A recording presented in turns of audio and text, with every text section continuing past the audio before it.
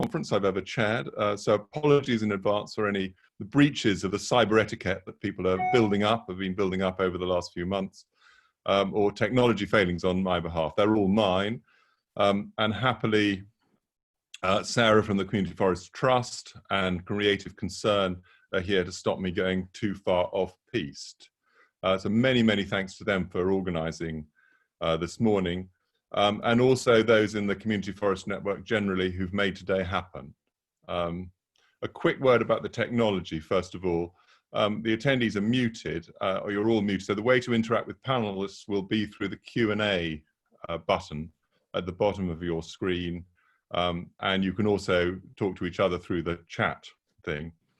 And a great advantage of this is that it may be possible to ask questions which we don't have time to answer during the session. So panelists will try to answer some of the questions if there are more questions than there is time during the sessions. I mean, I've always hugely enjoyed the chance meetings, the hubbub of the exceptional group of people involved in community forestry that we've brought together in Birmingham over past years. And I'm so sorry it's impossible today. We'll meet in person one day, but in the meantime, we've got some excellent speakers today. And there have been a few advantages. I hope you've had a relaxed breakfast, enjoyed not traveling, and we can log up a dramatically reduced carbon footprint. You can wear whatever you like. You've got flexibility to do whatever you like while you're listening to me and to our speakers, but please make sure your camera is off if doing anything potentially embarrassing. And normally at this stage, we'd have a bit of a health and safety chat, briefings about fire exits, lavatories, etc. And I assume you know where all yours are. The only instruction today really is for the panelists to make sure your mobile phone, and in fact any other phone, is switched off. And in addition, to make sure there's no children, cats, dogs, or anything else poised to interrupt your session. Today is testament really that the fact that community forestry is not stopped by a little thing like COVID-19. Indeed, it's been a really busy summer with plenty to do, a time bubbling with new ideas and perspectives. And what's more, the last 6 months have made more visible the importance of nature to people. In the rush of pre-lockdown life, it was easy to take for granted the value of trees in keeping us mentally and physically healthy. And lockdown has made the environment much more visible. Concerningly, what they've really highlighted is the huge divide between those of us that have access to green spaces and those of us that can't access green spaces. Accessible forests have been used this summer as never before. 30 years of community forestry has been shown up as being invaluable to our communities, but also it's been shown that there's so much more we need to do. No surprise to anybody here today. We know that community forestry is about trees and people and their deep connection to each other. We've always known that what we do is important and not a short-term project.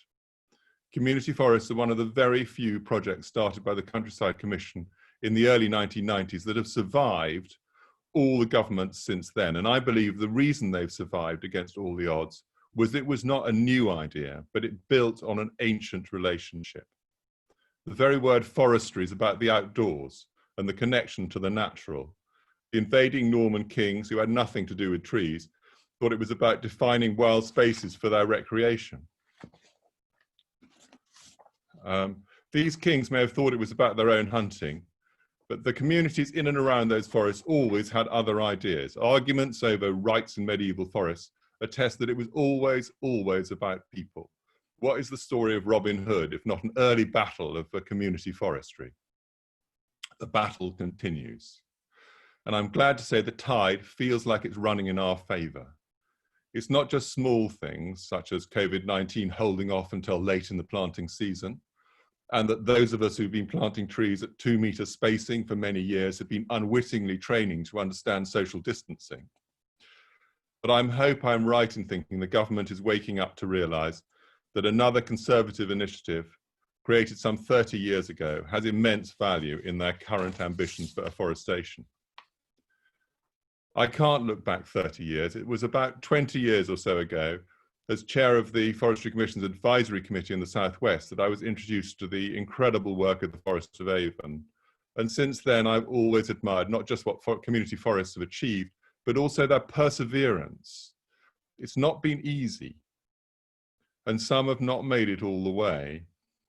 But what remains is an endorsement of the imagination, flexibility, and hard work of people who've made real and deep connections within communities.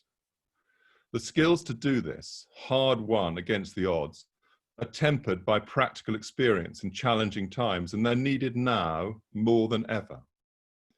We live in an extraordinary moment. Being pushed back into socializing in only the smallest of groups has raised awareness not just of the community, but of nature and the natural environment. There's a recognition we need a green recovery. It's a rather ringing phrase, an important rallying cry, and some aspects may well be pipe dreams of a disconnected urban political elite. Some parts are driven by fellow travelers pushing rebadged and unworkable old ideas, twisted to fit new agendas. However, there's no doubt we have to build back greener and use the moment to benefit the environment. One essential element is to plant and care for trees in cities and close to cities. And these are well understood, deliverable ambitions. Community foresters have 30 years experience of making this happen, and practical experience is essential, because working with communities is not ever quite as easy as policymakers tend to imagine. But it is very important. And the trees in and around where large portions of our populations live are their main visceral and practical contact with nature. As natural organisms, these trees, while being an important part of our response to a changing climate, are at the same time vulnerable to its many faceted consequences. Inevitably, community forests will be on the front line. That's not news to anybody here. And what is not news either is that it's inherently multifunctional and complex. And as testament to that is the rich cornucopia of speakers we have today. Sharing experience is what this conference is all about, and I've been looking forward to hearing Jess Thompson from the City of Trees provide an update from across the network of community forestry. One of the strengths of community forestry is the diversity of approaches, organizations adapted to local political ecosystems, reflecting the unique character of their people and their environments. The updates over the 8 years I've been involved have always been interesting. Our children are our future, and Tim Hughes from DEFRA and Claire Olver from the Mersey Forest will talk about the work of Trees for Learning to reach out to children and schools in the hardest to reach areas. Finding homes for trees in the inner city, where roots need to cut through tarmac or branches weave through cables, is certainly more challenging than it is in the countryside. And it's essential to breed a new generation of inner city forest warriors. We need our trees to absorb the carbon we emit. Chris Waterfield and Mark Broadmeadow from the Forestry Commission will talk about sequestration and the mechanisms put in place by the government to support and encourage the role of trees in this area. The burning of wood has been the main source of energy for most of humanity for millennia, and it remains so for much of the world's population. Even now, it's an essential component of managing broadleaf forestry in England. However, it's not viewed like that everywhere. The heat generated by the passion around biomass could run a small power station by itself. There is so much to talk about, and there are few people better than Rebecca Heaton from Drax to explore it. I'm really pleased she's going to talk about it. And few people have done more to create carbon markets for forestry than James Hepburn Scott, and few people understand the real practical challenges involved in doing this. I'm looking forward, and it's great for James to be able to share his practical insights based on a deep experience of actually using the woodland carbon code.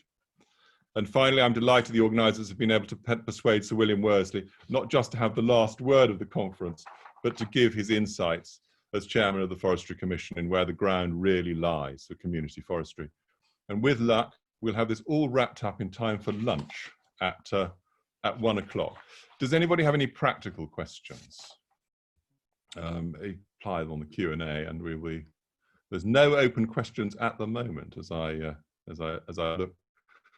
look at the form. So, with rather than tempt fate, we will carry on. So, as I explained, Jess is currently managing the City of Trees project, the excellent work in Manchester, a key component of the community forestry network, and has been persuaded to tell us what's going on across the network this morning. So without over to her, which will be the most interesting, far more interesting than listening to me. Anyway, over to you, Jess. Thank you very much, Sir Harry. So I'm just going to share my screen. We can kick off. There we are. Okay, so hopefully that has worked. Lovely. Well, good morning, everyone. I'm Jess Thompson, Director of City of Trees, and it's my pleasure to bring you news from the community forest camps over the last year. And what a year it's been, a real roller coaster of a ride, with highs and lows and highs, including a good number of community forest milestone anniversaries. So let's take a look and see just some of the highlights from our 10 community forests over the last year. Oh, skip one. Apologies. There we go. Let's start with the Mersey Forest. Their highlight of the last year has been celebrating 25 years of delivering the Mersey Forest Plan, which is amazing. They've been celebrating the achievements of the Mersey Forest Partnership, which amounts to planting a whopping 9 million trees over that time. The Mersey Forest used social media campaigns to celebrate their success, and their message was clear and simple. That is, working together with partners, great things are possible. And in going forward, there is still absolute urgency to plant even more trees to help tackle the climate crisis. Onto the Forest of Avon Trust. So November 2019 saw the Trust celebrate its 10th birthday and the wonderful achievements gained over the decade from their very humble beginnings. Since then, the Forest of Avon has branched out into the cities of Bristol and Bath.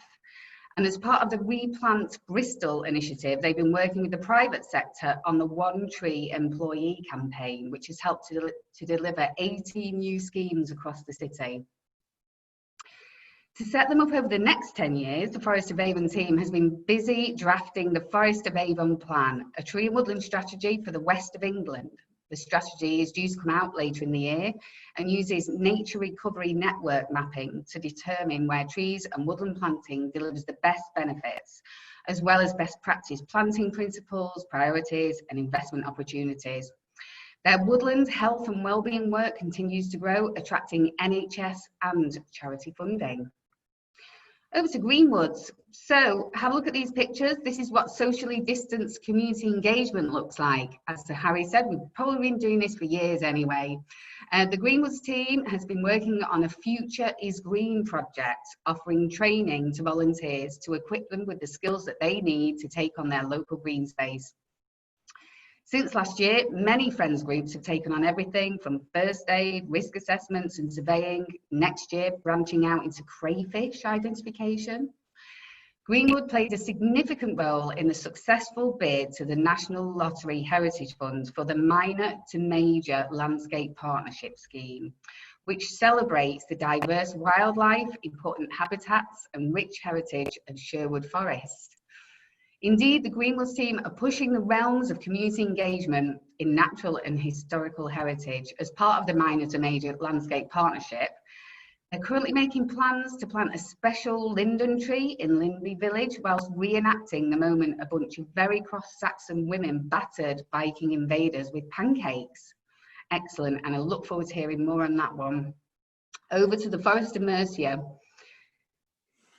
So these pictures here, this is the county show, which is a massive event for the Forest of Mercia, with a footfall of over 20,000 visitors over 2 days. It's a brilliant way of reaching the farming community directly.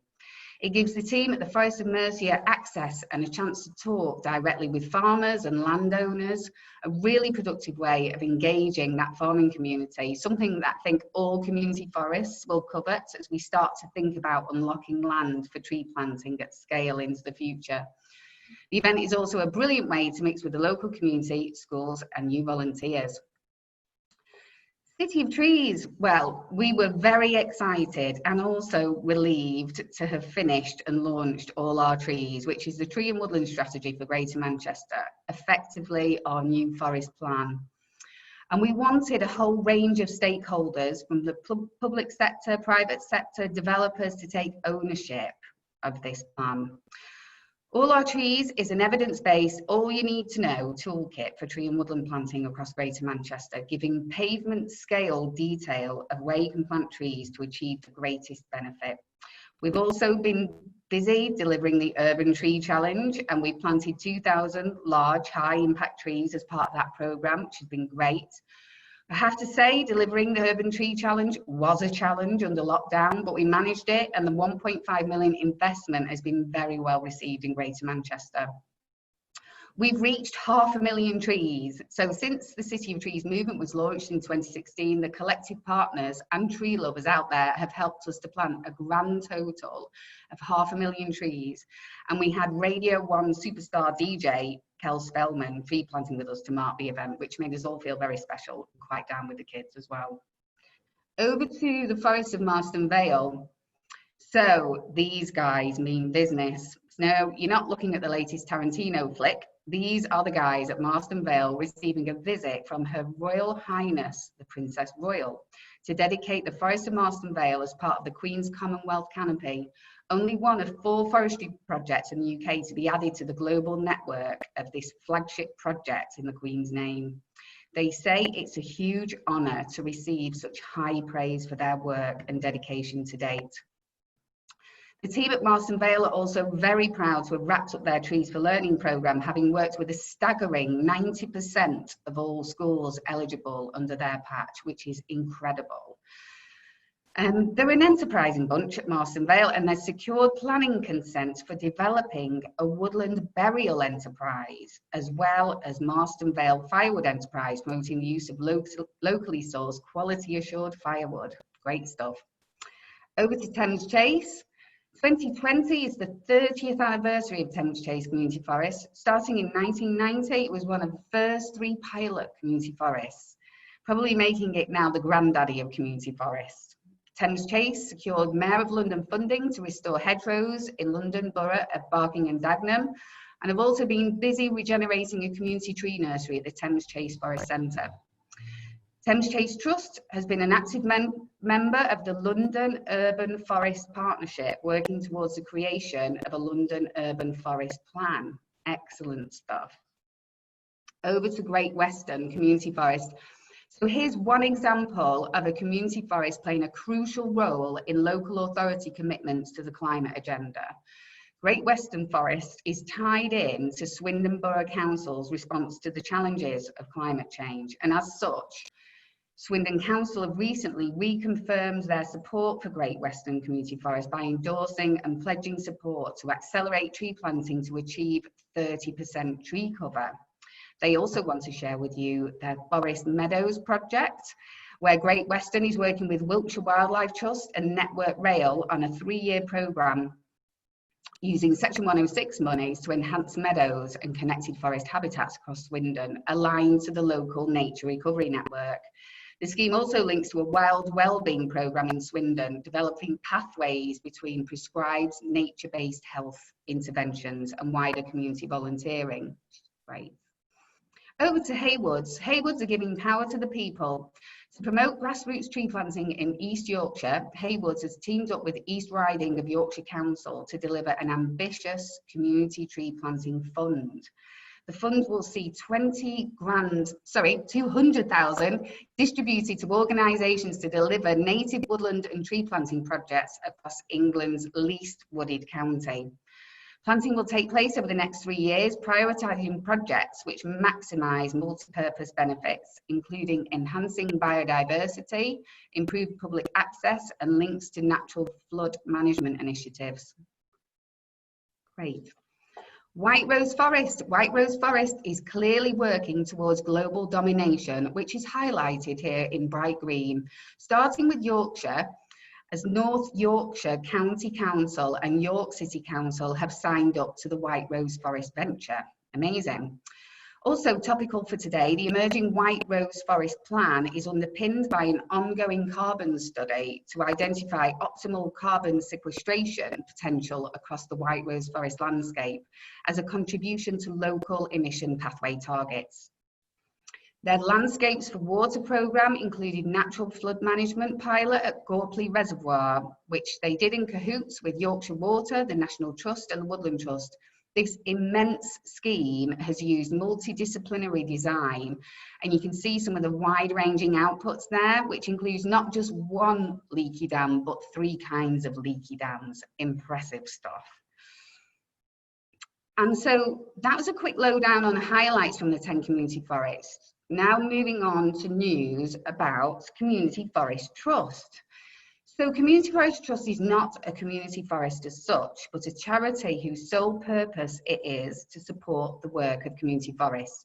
It does this, for example, by being the legal entity for some community forests, such as City of Trees, and employing some staff for the Mersey Forest, White Rose Forest and Haywoods.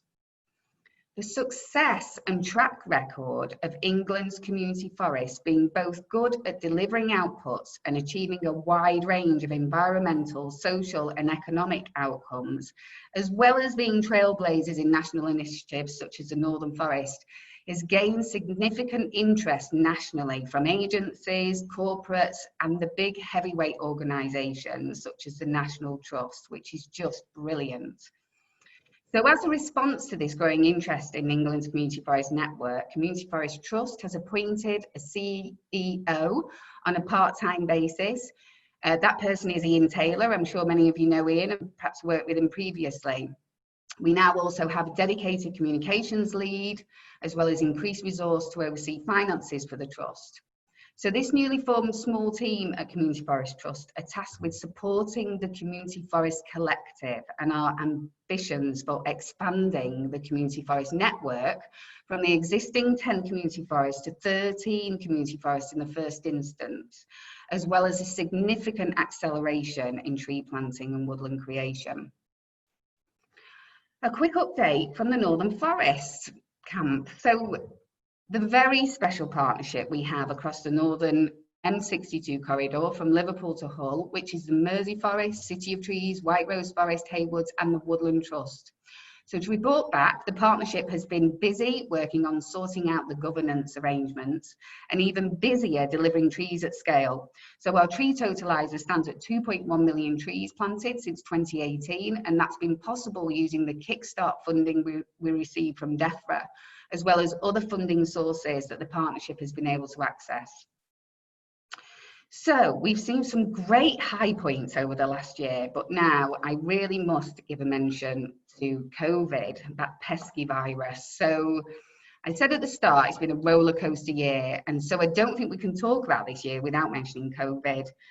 And it goes without saying, it's been a real challenge for everyone. Of course it has, not just from a work perspective, but how it's impacted on all of our lives and still is. From a work perspective, upon reflection, I think we're in a much better place now for managing the impact of coronavirus in our work as community forests. We received the latest specialist up-to-date advice on all aspects of health and safety in relation to returning to the workplace, holding engagement events with the public, and also working safely with contractors. So working with the government restrictions and guidance, of course, we plan to take on the forthcoming planting season with gusto. We are planning to continue as much as we can with volunteer activity. We're already engaging people in new and different ways, both remotely and using social distancing. And as Harry talked about earlier, in recent months have really emphasised the importance of local green space for people throughout the corona outbreak. People have rekindled their love and value of the outdoors, and so we've been reminded of how important our work is when people's worlds are made to feel very small. In particular, our engagement work with those who are most vulnerable and those groups who we want to continue developing our work with, strands of work like the nature-based activities for people living with dementia, and our growing portfolio of schemes that engage people experiencing short, medium and long-term mental health challenges. So what's next? Well, during the lockdown period, England's community forests have been working hard from our home offices, our back bedrooms, kitchen tables, towards devising a 5-year plan, a plan like no other, one that will really up the ante on our previous delivery programmes. We've done some work and talked to some key landowners, and we reckon we could nail between us around 6,000 hectares or more of new planting over the next 5 years. And for this forthcoming planting season, we have a pipeline of projects in the waiting totaling more than 500 hectares. So we're just seeking funding for that. We have England's tree strategy emerging, of course, and it's our aim to play a significant role in green recovery, meeting local and national targets on carbon sequestration, nature recovery networks, collaborative efforts in water management, and to create new jobs and skill people for green jobs, and to ensure that we can address some of our most terrible public health concerns in relation to health inequalities and major health issues by providing that all-important access to high-quality green spaces for people at a neighbourhood level, and nature-based activities accessible from the point of being in a child's buggy to end of life. So just to round up, on behalf of England's community forests, we're really pleased to share that we're delighted with the level of national interest we're receiving, and we fully intend to make the most of this to ensure that we achieve the transformational change we all want. We want the highest impact at local level for people and communities, and at a national and global level in relation to tackling and managing the effects of climate change. That's it from me. Thank you. And back over to Harry. Thanks very much, Jess. So this is your first opportunity to experiment with the Q&A. So we have a question here from Richard Parsons, a general question of how is biosecurity being addressed across the community forests with regard to the procurement of trees for planting? Are we confident we're asking the right questions? Not least because community forests are potentially a great advocate for getting the biosecurity message across to the public. Jess, do you have anything to say practically with the City of Trees? Sorry, I've muted myself there. Yes, well, it's really, really important issue. And I think it's something that it's on all of our radars. We are looking at accelerating tree planting along with many other partners nationally, and the idea of, you know, tree stock and good tree stock and the biosecurity issues surrounding us running out of trees and where we might find trees. So I think there is going to be a real national effort on setting up tree nurseries as well to address that and make sure that we are using the right and sound tree stock ongoing and into the future. But it is clearly an opportunity. I don't know, Claire, or anybody else want to say something on that? Because I think it is a really important point about talking about biosecurity. And if we're not going to, you know, it's not going to be more about it, I think it actually almost leads on really well into Tim and Claire's talk, which we move on to next, which is talking about outreach into schools. And there is absolutely no doubt that in getting the next generation to connect with trees is essential. And where it is most essential is where there is the greatest disconnect. My daughter told me of a friend that she'd come across who and it must have been when she was about sort of 8 or 9, was driving across the country and looking out of the window, noticed all these silage bales in the countryside, turned to her father who said, you know, Daddy, what are these things in the fields? To which her father, absolutely deadpan, carried on driving, said, oh, those are cow eggs. And for the next, and it was only when she was in her early 20s, I think, when she was sort of, again, traveling across the countryside with her boyfriend, and saying something, when there was a fashion for having pink silage wrapping, and turned to her boyfriend and said, that's very strange to see some pink cow eggs. And he almost drove off the road. So this disconnection is very deep, and it's particularly deep, and it's very easy to get children in the countryside to think about planting trees and what the implications of them are. But what we've really got to get to is the people for whom it is absolutely not obvious. It's not part of their world. They don't see many trees and they don't have a concept of how they grow. And that is very much what Trees for Learning has been doing. So rather than sort of take the thunder out of it, shall I hand over to Tim and Claire to talk about Trees for Learning and what it's been up to. Thank you. Okay, thank you, Sir Harry. I think I'm going to probably kick off, and then I think Claire's going to pick up with the techie side and the presentation. My IT, as normal, is playing up a little bit. Definitely needs to get some new stuff, I think. Anyway, look, from me, I'm Tim Hughes. I work in the DEFRA forestry team, and I've worked with community forests now quite closely for probably the last 3 years, I should think, probably a little bit longer than that. And I've tried to kind of, I suppose, build community forests potential across government in that time. And it's been helped, obviously, by the fantastic work that community forests have done with DEFRA and other departments in the last few years. And some of the outstanding results that you always seem to manage to produce quite often against the odds. So really, I mean, my beard's got a little bit longer, I think, over lockdown. My shirt's definitely got a bit tighter, but it is great again to be part of this conference. It's a pity that we're not all meeting in Birmingham, but it's absolutely fantastic that we can hold a conference like this online, and we've got some great speakers today. And I want to talk with Claire about the brilliant Trees for Learning programme, which DEFRA helped fund over the last few years. Fantastic success. And this thing about connecting people with nature is really important, and it's become increasingly important over the last few months. That's obvious to us all. And certainly Trees for Learning did help, and is still helping engage kids with nature. Get them outside of the classroom, planting trees, learning about the benefits that the trees provide in all sorts of ways. I mean, some lads, I can remember on a cold day in a school on the outskirts of Liverpool, and 2 lads telling me enthusiastically that, you know, some of the new trees would make great goalposts. I don't think that's perhaps not great for some of those trees that were involved in that, but it does show that kind of trees mean different things to all of us.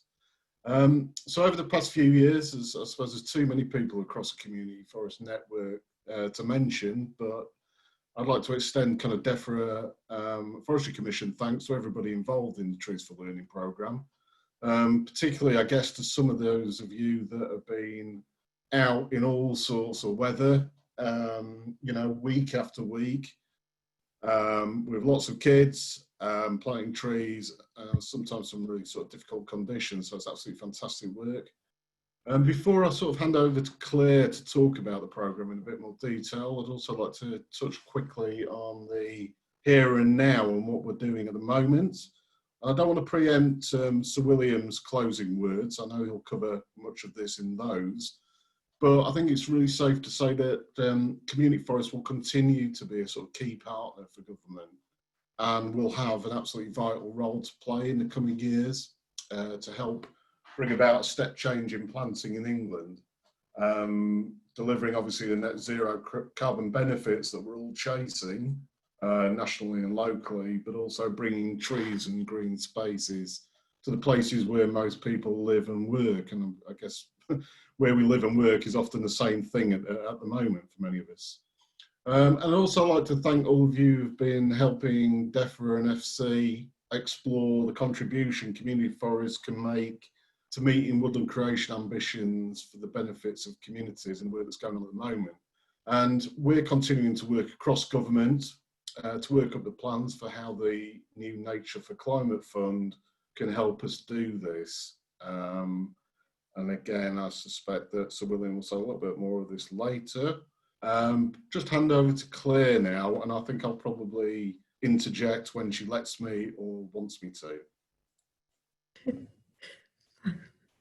Thanks, Tim. That's great.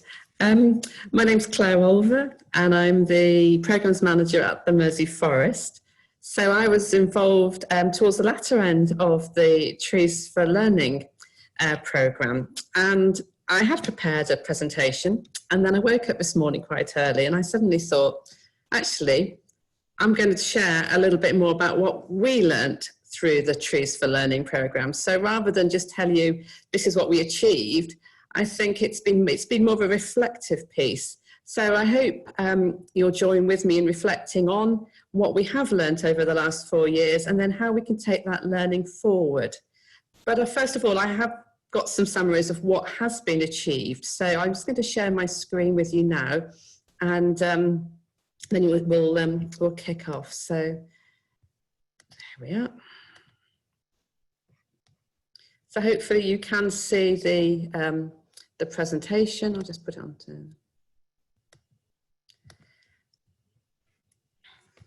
So we managed the Mersey Forest, working with our community forests across the country, with funding from DEFRA, managed a programme for 4 years called Trees for Learning. And the whole basis of this was about connecting children with nature, learning about the benefits of trees. So traditionally, we've worked with schools to plant trees, and that's been going on for many years across all of the forests. This was a slightly different approach in that it wasn't just about going out in the middle of winter and planting the trees. It was it was helping children to really connect to why we plant trees. And as part of that, there was a really important second phase of the programme that happened in the summer, and that was the educational aspect of it. So we went back to the schools and talked to the pupils. We was a whole programme around lesson plans, around the benefits of tree planting. The children could see that these twiglets that they planted in December in the snow had transformed into young seedlings. So that was a really key part about why we wanted to get involved in this. It was that, as Sir Harry mentioned before, about how we have connected with nature, and to start that germ of a journey right from the beginning. So in terms of targets and the numbers of trees planted, we had a target of 164,000, and so we overachieved on that. And most importantly, was the numbers of pupils that we engaged, which was over 33,000 pupils, which is a massive number of schools across the country. So this is with the 10 community forests. So those are sort of the headline figures. So the programme was called Trees for Learning. And so I said at the beginning, what did we learn as a network, as a partnership, as a sector within the moment? So first of all, I think it was really good that we could understand the strengths of community forests. So we know from the work that we've been doing over the last 25 or so years that England's community forests, we transform places with people and trees. And I think that's a really important point to note right at the beginning. We don't do it to people, we do it with people using trees in the places that really need it most. So engaging with people and connecting people and place with nature. That was my first lesson. Secondly, we do have a great network. It's a network that's been facilitated and coordinated over the years, and we've worked together. And I think because of that great network, it is possible to have a dream, a kernel of an idea, and actually make things happen on the ground. So we do have a short chain of command, and we do work together really well. I think we've talked a bit about the impacts of COVID, and I know that the directors have always held a monthly telephone conversation, but I think we've really learned over the last few months, and it's been terrible, but we're trying to find some silver linings, and whilst sometimes we might think that Zoom is overused, through the power of Zoom, I think that we have really connected with each other in a way that perhaps we didn't do before. So in the past, we've got together as a network. We meet in Birmingham, as you know, and developing the Trees for Learning programme, we made use of the resources within the Community Forest Network. So here is a photograph of some of the key staff involved from across all of the forests, sharing their skills and their knowledge as to how to developed the programme, and we were really keen to make sure that we used all of the resources from all of the forests. So it was managed by the Mersey Forest, working to Tim, so we held the contract, but it was about using everybody from across the network to develop the resources, and I'll talk about some of those in a minute. So as a network, we want to be seen as good deliverers, a safe pair of hands. So taking a small idea or a funding proposal and actually delivering that, making sure that we can connect with all those children to plant all of those trees. It didn't just happen by chance. I think that's by coming together through using the strengths of the Community Forest Network and partners, it was made happen. Secondly, and I think we shouldn't be arrogant or boastful, but we should recognise that through our experience, we do know what works, that we've got the skills and the experience and the expertise to know where to work, you know, what works best, and we know how to work. So the map on the screen at the moment shows the areas of greatest need. And then you can see this is through the Trees for Learning programme, some of the schools that we've engaged through that. So we really have targeted where we've been active, and that's going to carry on as we go forward. We make use of the intelligence that we've got in order to best deliver. I mean, ideally, we'd love to work everywhere, but we know that there are people who need our support in some places more than others, and that's where we've been working through Trees for Learning. So I would say that as a partnership, we know how to manage a programme of this nature. We know that it's always good to get in early. You never know what might happen. So we've learned over the years that actually the planting season has reduced in length. That when I started the Mersey Forest, we were planting sort of early November, and now it's much later. We know that it always snows in February, not at Christmas, like all the Christmas cards show, but we could never have predicted COVID. But we know it's really good to get ahead of the game, to get all our schemes in as early as we can, maybe overachieve in year 1 and 2, because we never know what might happen in years 4. And we didn't know what COVID would throw up at us, but we managed to overcome it. And we got all of the trees in the ground more or less by hook or by crook. So there was a huge amount of work done by all of the teams to make sure that we did hit those targets.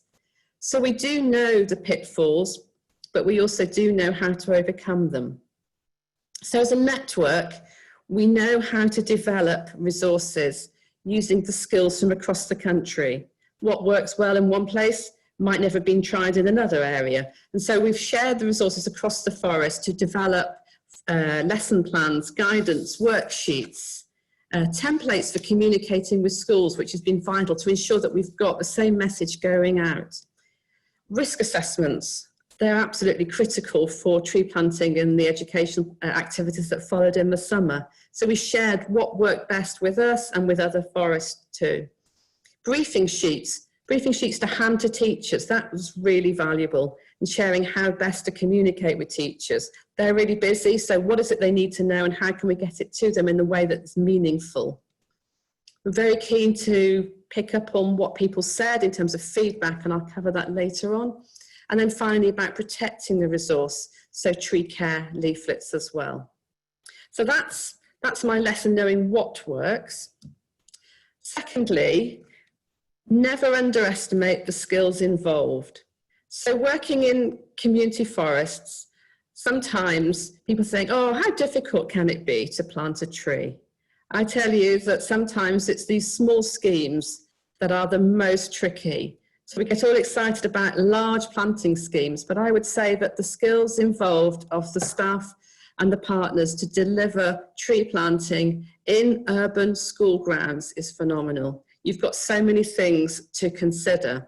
I'm not saying we have things to consider across larger planting schemes, and I know there's lots of people here listening who've had involvement with those, but it's not all about size. It's about co-design, working with the school. I would say working very much with the caretakers, with the maintenance team, with the neighbours, the governors, the teachers.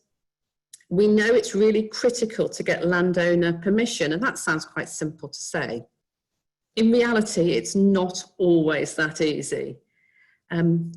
We set out from the start to have really high quality silviculture. That's what we always aim for. We know how to do it. We know about the species that we need to plant. There's a huge amount of experience within the sector, within the partnership of the community forests. And as I said, we shouldn't be arrogant about this, but I think that we do have a particularly good skill set and that we should make sure that we share that knowledge across the partnership. We also considered things in the last few years around tree protection. And we were aware that the pupils are very concerned about the overuse of plastic. So we worked to find ways to reduce the amount of plastic against balancing the resources, the effort that's gone into plant the trees. And I think finally, you should never underestimate the patience that has been required by all of the staff involved in this programme. From going back to starting off with the site visits, to doing the plan, to going back again, to having another site visit because somebody had forgotten to mention that there was a power line or that the neighbours weren't happy. So the patience involved in actually undertaking the planning, and this is just at the beginning. This is the fun bit, the tree planting days. The days that this is what we really get out of bed to do, to connect the children that we're working with nature. And so these are some of the photos from across the country from City Trees and Forest of Avon, and we've got them from all of the forests too. So they are great days, but they're exhausting. They're long. There's lots of spades. There's lots of wellies or plastic bags in some areas over shoes. There will be worms. I've never ceases to amaze me how many worms that the children will find. At the end of the day, when the children have gone back into class, you will have to check all of the trees again and replant more than you might possibly think. But the children always enjoy planting, whatever the weather. I think as foresters, we always think long term. We're used to thinking long term, and that's part of this programme too. So the children, that's the long-term aspect. We're connecting children with nature. And I think sometimes during planting days, you never quite know what you might have triggered. And I think it's interesting for us to compare our childhoods and think, why did we get into this sector? Why did we feel a vocation to come and actually work with trees on a day-to-day basis? Had that come from school? Had it come from something in our early lives? And for many of these pupils we work with, they don't always have that at home. So it's about connecting children through school. We know that tree planting was the main hook for many of the schools, but the follow-up visits were just as important, not just for connecting the children, because that was vitally important, but also looking at the trees, checking on them, making sure that the landowner pledges were in place, that the maintenance was undertaken, the long-term management, restocking if necessary the following winter. So we know that it does take a long time, and I think it's probably worth saying it takes quite a lot of time to engage the schools in the first place too. So we think long term. We want to evaluate, we want to do this in an appropriate way. So throughout the programme, we asked the pupils what they thought about the programme. We asked the teachers what they thought they learnt. We asked the other forests too. So many of the comments I've put into this presentation have come from feedback from our partner forests as well. So I think it's really important to evaluate what we've been doing, not to be arrogant to think we're doing it in the right way, but then to communicate what's been happening. And communication was fantastic, I have to say. People have worked together, some brilliant resources have been developed. So the learning pack, social media, really great social media campaign. I think we really took advantage of that in terms of Twitter, of the moment. You know, in the old days, we go take some photographs, go back, do a press release, get it approved. That's not really how we communicate these days. People want to see things straight away, but that means that we had to get everything in place, all the protection, the data protection, about the photo consent procedures. There was quite a lot of work that went in order to make it look completely effortless on the day. And you know it's a sign of a really great planting day when it looks really easy. That there's been an absolute shed load of work that's gone in behind the scenes. So that's about communicating. So we've got lots of ways of communicating, and I think we should really take advantage of that. And then keep learning. As I said at the beginning, we're really keen to develop a culture across all of the community forests of learning and keep reflecting on what we've done and how we could do it differently if we had the opportunity to do it again. We learn to say sorry. You know, we don't always get it right. So I talked before about balancing the needs of the concerns of the children around plastic, and so we tried to use vole guards, shorter tree guards in some areas, only to find that the rabbits had come in and eaten the tree, so we had to go back and replant. So it's about saying sorry. You know, we tried to do what we thought was best in terms of reduce the amount of plastic we've used. It didn't work here, but we've come back and we've done that. But that's also about sort of the culture about keeping learning. We hope that we've learned from our evaluation that we would love to do another Trees for Learning programme. We think that we know where else we would like to target. Secondary schools would be really good too. And so finally, I'd like to say thank you. And that's the lesson that we should I always try to remember as well, to say thank you. First of all, thank you to Tim and all your colleagues at DEFRA for all your help with this programme. It's been great working with you. You've supported us and you've challenged us, so thank you for that. We thank all the children who've given up all their days to get out and in the wind and the rain to plant the trees. A big thank you to everybody across all the forests who've worked together on this, the schools as well, the teachers and the partners. And also thank you for listening. Thank you for sharing the journey with us and for reflecting with us on what we've achieved. That's it. But thank you very much, Tim and Claire. Absolutely brilliant and inspiring and really a great presentation. We do have 5 minutes for questions marked down here. And one of the great things about this system actually is the chat is absolutely marvelous, and the questions, although some of the ones answered, I've been put away in the answer slot. I'm disappointed because they're a jolly good discussion to carry on going on. One of the points I would make is that next door, if you go onto the Q&A panel, you can actually also click the little button with a thumbs up. I'm doing that now for mine because I think all the questions so far are absolutely terrific and raise points. They don't necessarily raise them directly, but I will ask the first one of Claire because I think it is relevant to Schools for Learning from Michelle Palmer.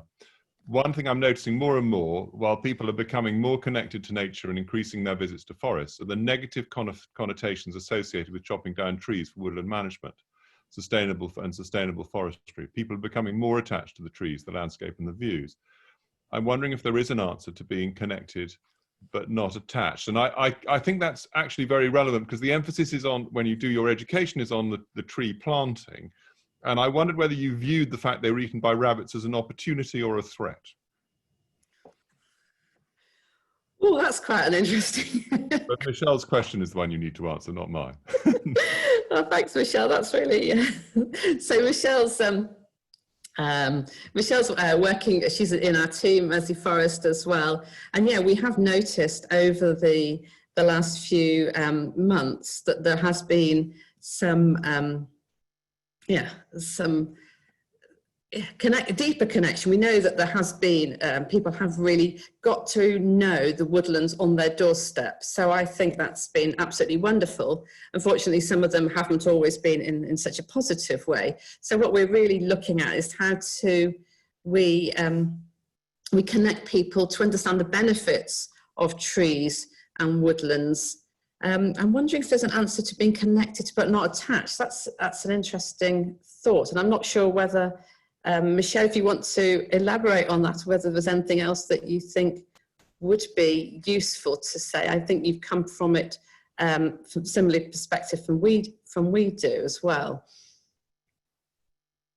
Well, I mean, I think there's a good answer that you've done, Claire, and I think John McCombs has asked, is there a project report available on Trees for Learning? Is it available?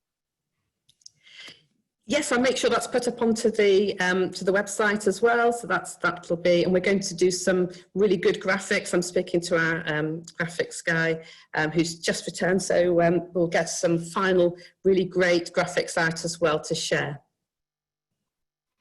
Great. Thank I think, you. so Harry, if I can just butt in a second. Yeah. Quite important to say that Trees for Learning, fantastic, but it did form part of a kind of wider national programme as well, which was also government partnering up with Woodland Trust to deliver a huge amount of trees as part of this programme as well. So the overall total was well over 1 million trees planted with hundreds of thousands of pupils. We're hoping that there will be a kind of final report potentially available through a government website, but that will be later on this year. We've been kind of held up on that because of, well, obviously because of COVID and various other things, but we're hoping that we can get all this great information together and get something out there later in the year. Great. Great. There's another question from Craig. Is there a Craig Buttery? Is there a way for us as a business to get hold of the resource packs? We work a lot with schools and groups of children. Yes, there is the resource pack, which is freely available to download online, and I'll pop the details of how to do that in the chat or in the questionnaire. I'll work out a way to be able to share where to find that information. So yes, it's been downloaded thousands of times from across the country, and it is a fantastic resource. So it's got lesson plans for different seasons of the year as well, and it was put together by qualified teachers working with across all of the forests as well. It's beautifully designed and it's been really well received. There are a few hard copies as well.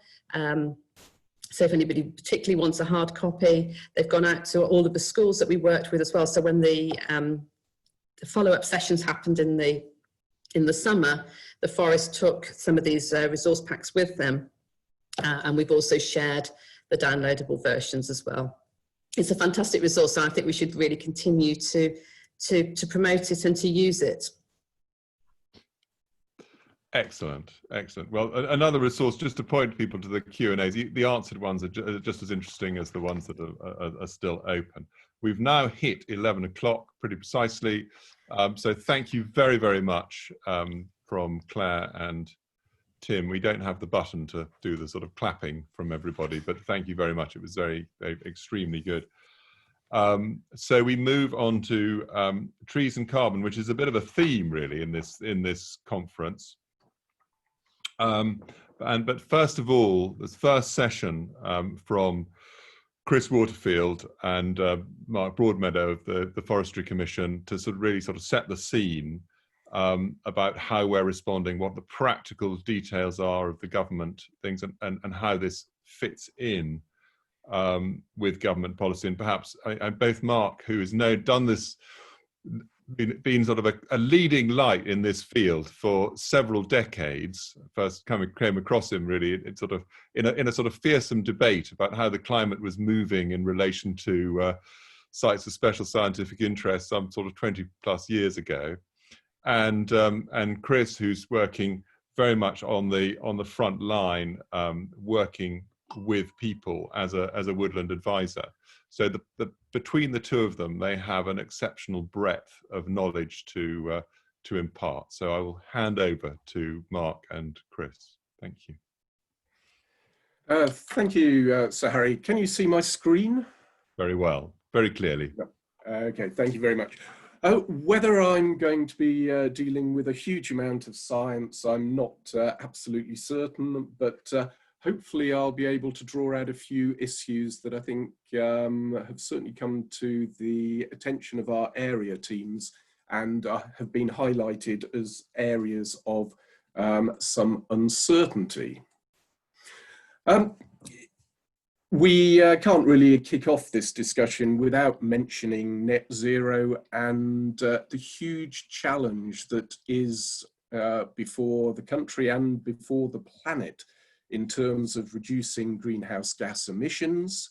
The Committee on Climate Change has provided advice and suggesting that we need across the UK to be planting at least 30,000 hectares a year.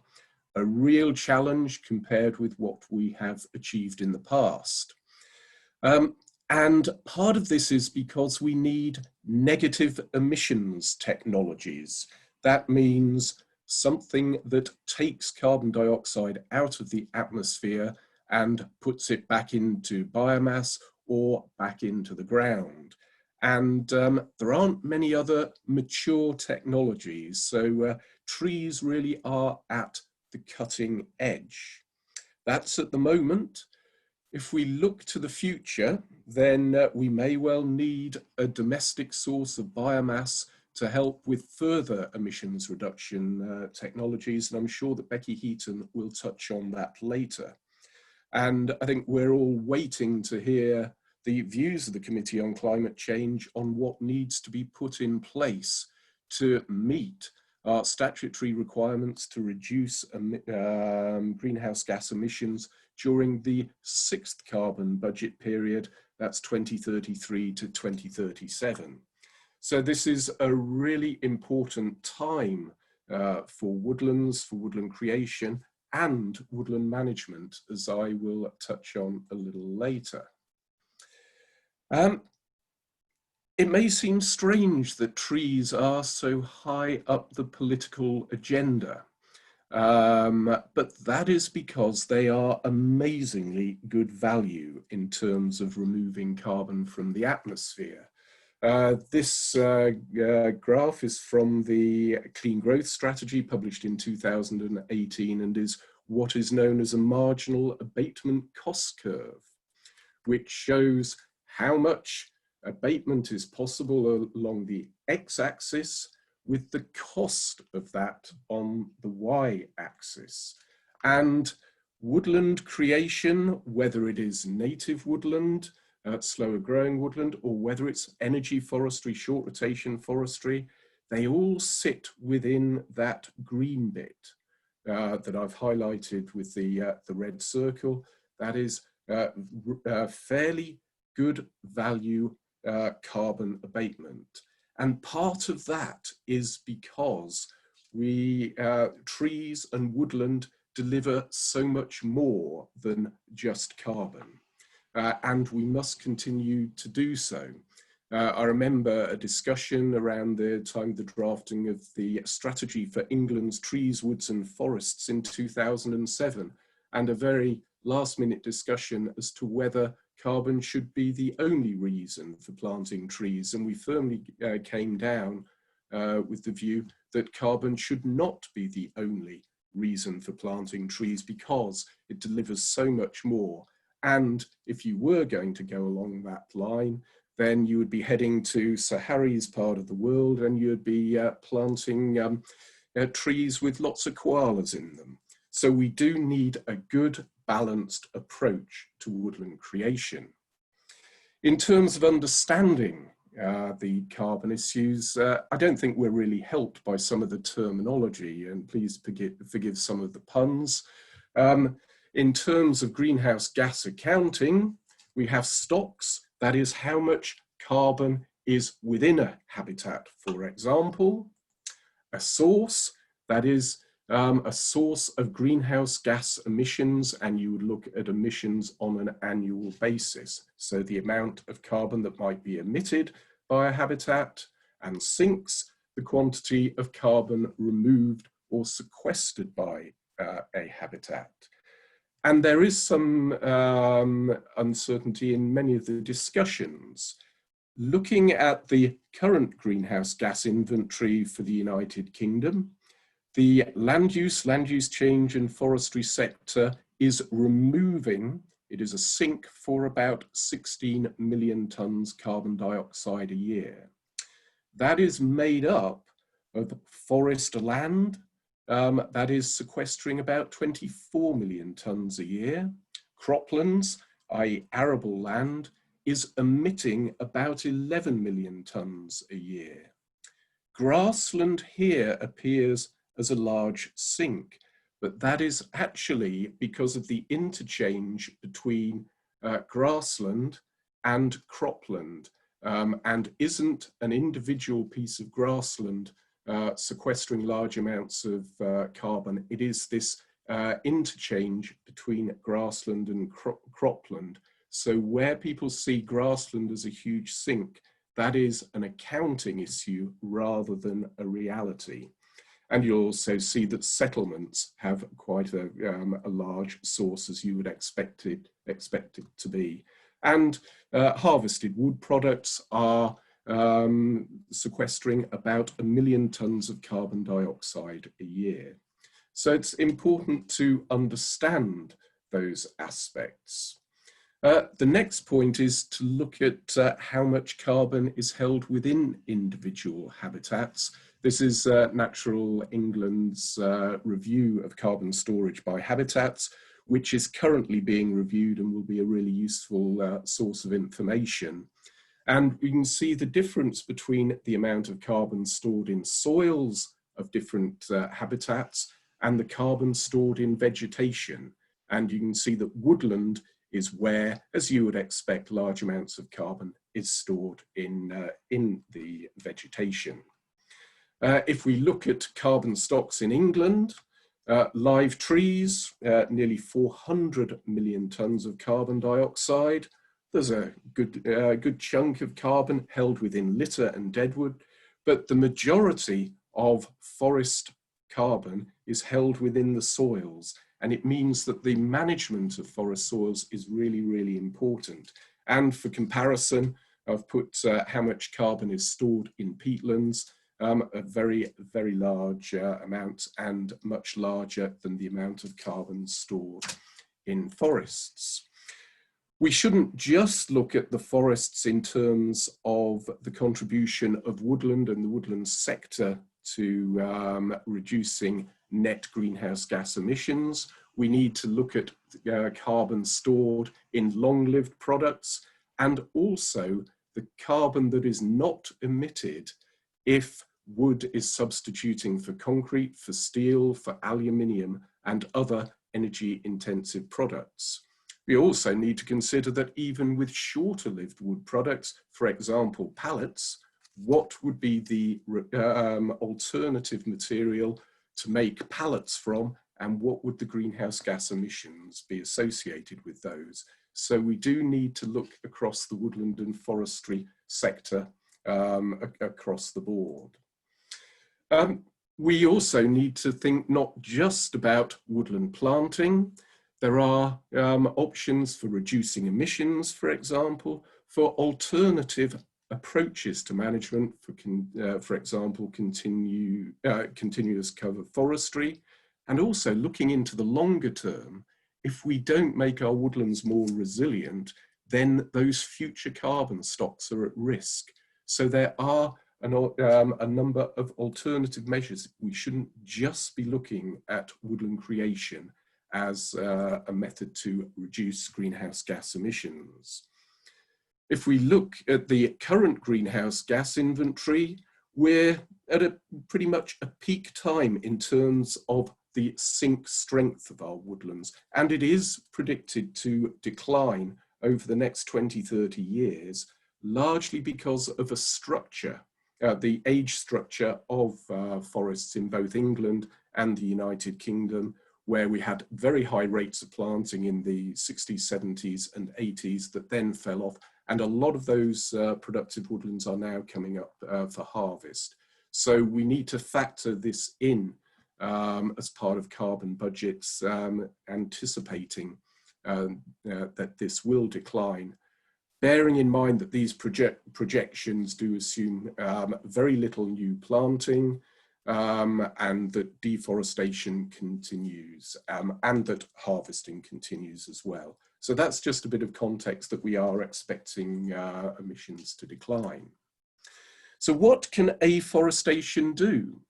Well, it depends to some extent on what is planted. Conifers do get going earlier, but broadleaves, native broadleaves, do catch up over time. The one type of woodland that doesn't contribute much is going to be neglected woodland, woodland that really doesn't get going because attention isn't spent on the detail of establishment. And I think another important point is time frame is absolutely critical. If we look for the period at 2050, the time of net zero, then by delaying by 5 or 10 years, you have a very significant reduction in the ability of those new woodlands to contribute to net zero in the middle of the century. So getting moving early is really, really important. There are a few assumptions held within that very indicative modelling that establishment is successful, which means that there needs to be deer control, the trees need protecting, vegetation needs managing, weeds need controlling. Important question about tree shelters. Tree shelters probably are needed. Plastic ones are the most effective, but it's absolutely crucial that they are collected back in and recycled. A woodland that doesn't establish is not going to sequester carbon. The assumptions assume that the woodland is planted, although natural colonisation will be equally effective on the right sites. The assumptions also assume adequate stocking levels, not necessarily forestry stocking levels or productive forestry stocking levels, but adequate stocking levels to capture the site. And it also assumes good species selection, good site assessment, and good silvicultural and woodland management, whatever the management objectives for that woodland. So good quality woodland management, absolutely key, and reflect that we will have different abilities to sequester carbon in different parts of the country. Final point, soils are absolutely crucial when establishing woodland. So minimize soil disturbance to get effective establishment, and hopefully we won't see any of the more interventionist approaches to soil cultivation in line with the UK forestry standard. And just some final thoughts. All types of woodland creation have a role to play, and there is room for them all. We really need to embrace all types of woodland creation. As I mentioned, timing is absolutely critical for net zero, and there's no time to waste. We do need to reflect that there is a biodiversity crisis as well as a climate crisis. So it's absolutely right to plant woodland for biodiversity as well as for carbon. The carbon benefits will be maximised by vigorous growth. So good silviculture, good site selection, good species selection, absolutely crucial, as is good woodland design. So we do provide multifunctional woodland that deliver what society needs. Moving to carbon, I think it'll be an increasingly hard currency as we endeavour to meet the challenge of net zero, and that means there's going to be more and more opportunities for the woodland and forestry sector to capitalise and seek additional funding. But as a harder currency, that means we have got to have really robust systems in place, as we have through the Woodland Carbon Code, and that we need to respect the checks and measures that are in place and not try to circumvent what some see as a bureaucratic process. It is a hard currency, and we need to continue to adopt best practices. I'm sure James Hepburn Scott and Chris Wardfield will mention. Otherwise, we do risk going backwards and bringing disrepute and being seen as providing greenwash. So hopefully Chris can now move on to the Woodland Carbon Code and talk you through some of the key points about that. Thank you. Thanks, Mark. I'm going to get my screen up and sharing, hopefully. Can you see that? Can you see my screen? Yep, all good, Chris. Brilliant, thanks very much indeed. So my name's Chris Wardfield. I'm the Carbon and Water Advisor for the Forestry Commission. I'm going to talk about responding to the climate emergency. So let's see now. Climate change is going to affect everyone and everywhere. And as Mark's been talking about, that net zero greenhouse gas target for 2050 does deliver on the commitments made by the UK in signing the Paris Agreement, and furthermore, we have this target of, or this recommendation of 30,000 hectares of new woodland in the UK every year until 2050. That's an enormous amount of woodland to be created, and as Mark said, it's well beyond what we've been doing so far. But we will strive towards it, I'm sure. On the 27th of June last year, we had a change to the UK Climate Change Act, which made a commitment to net zero emissions. So we will be heading towards that way. What policy is there in place, and how do we report? Well, the 25-year environment plans there.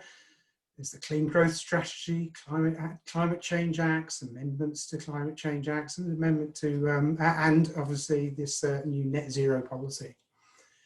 All really great, and all pertaining to us planting more trees. I'm absolutely sure we're going to come on to that in a minute. So at present, there are 12,000 large companies which are mandated to report their company emissions. And some may have to report their mitigation for that, but most do not.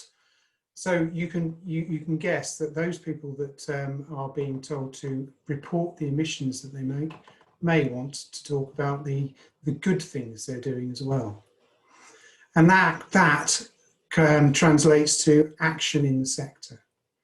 And we're looking at action via the Woodland Carbon Code, and in some cases the Woodland Carbon Guarantee, to create a stronger domestic carbon offset market. So what's the Woodland Carbon Code?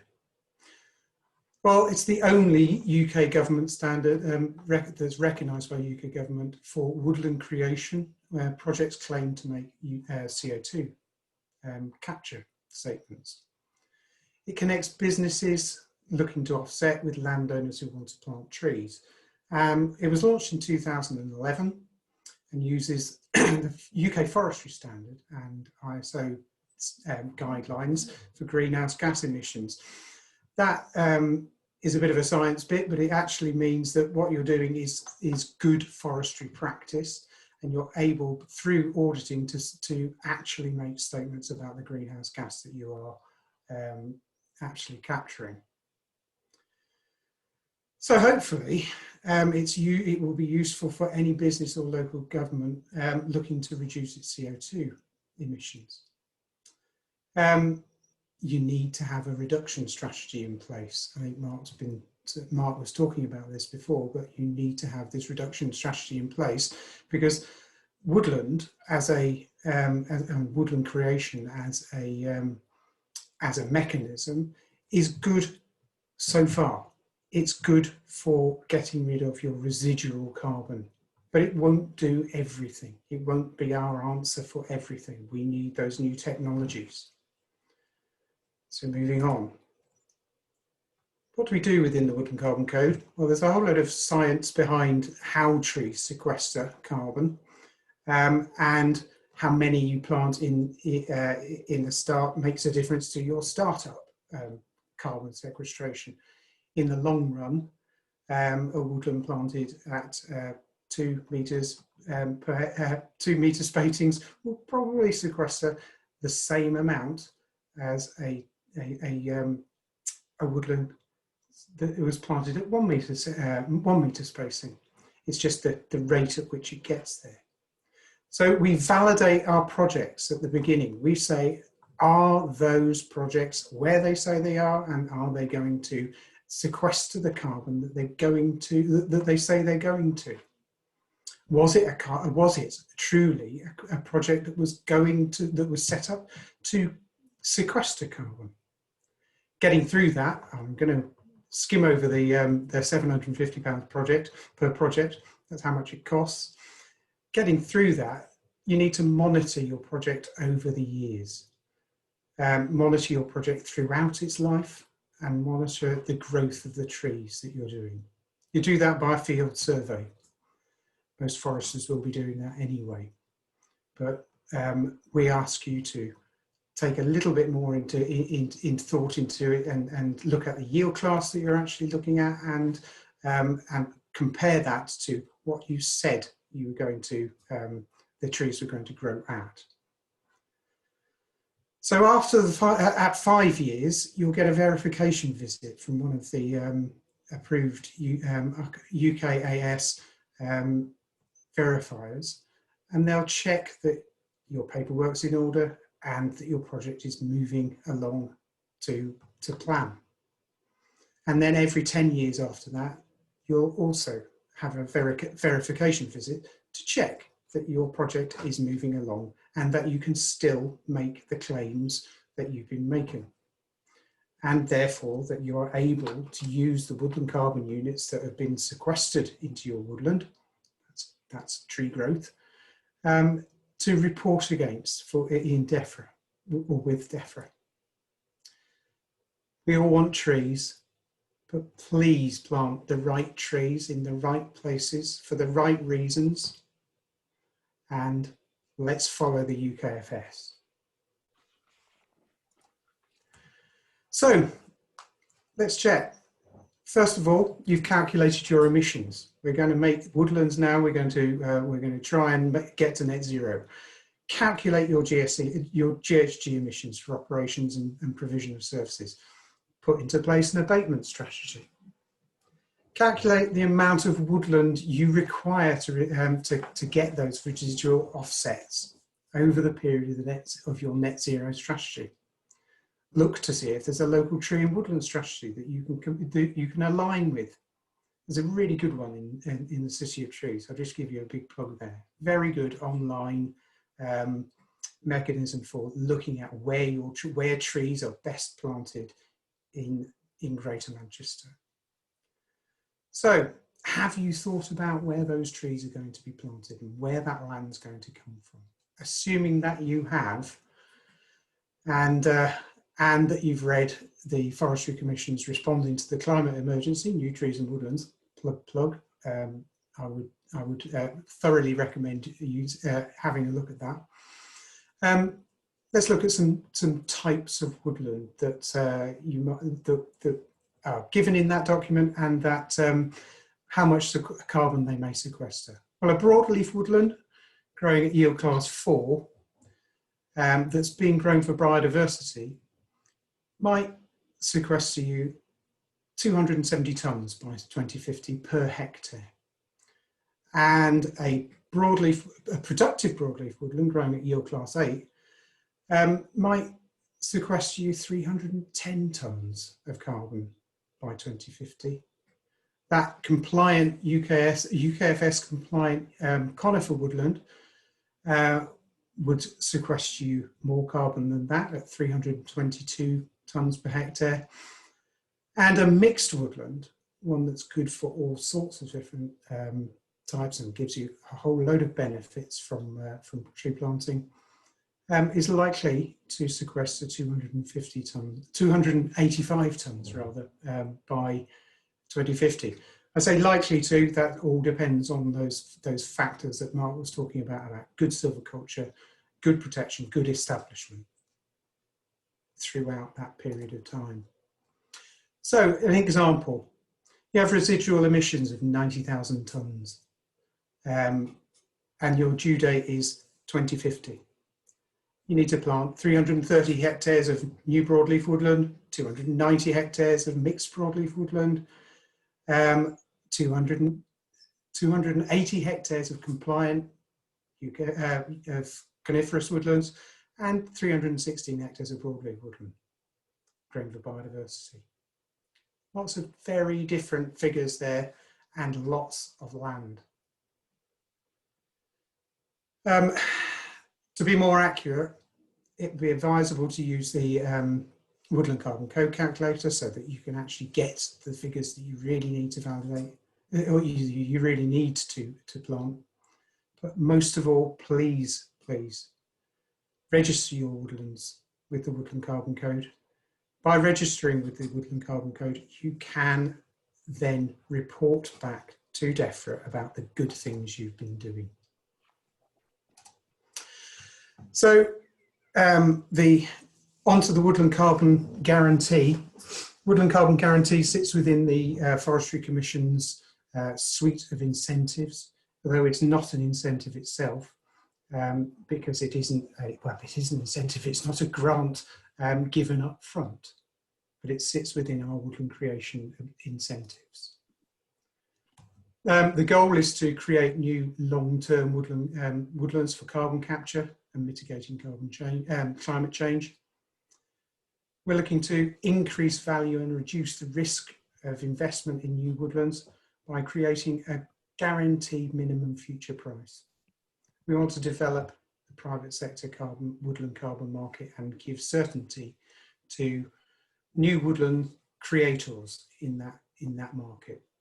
It's a £50 million boost to woodland creation from climate change action.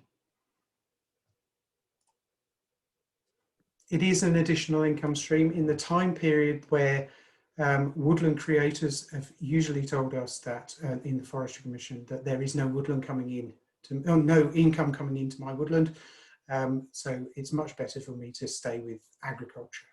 This Woodland Carbon Guarantee, and in fact, income from carbon in the way that James will talk about later on, is also an additional income stream to your new woodland. You get a 35-year guaranteed payment for the woodland carbon use as the trees grow. It's available in addition to existing grants, but you do need to validate and verify under the Woodland Carbon Code. It's for the private sector. So we want to increase private woodland owners and private landowners to increase their woodland cover. There's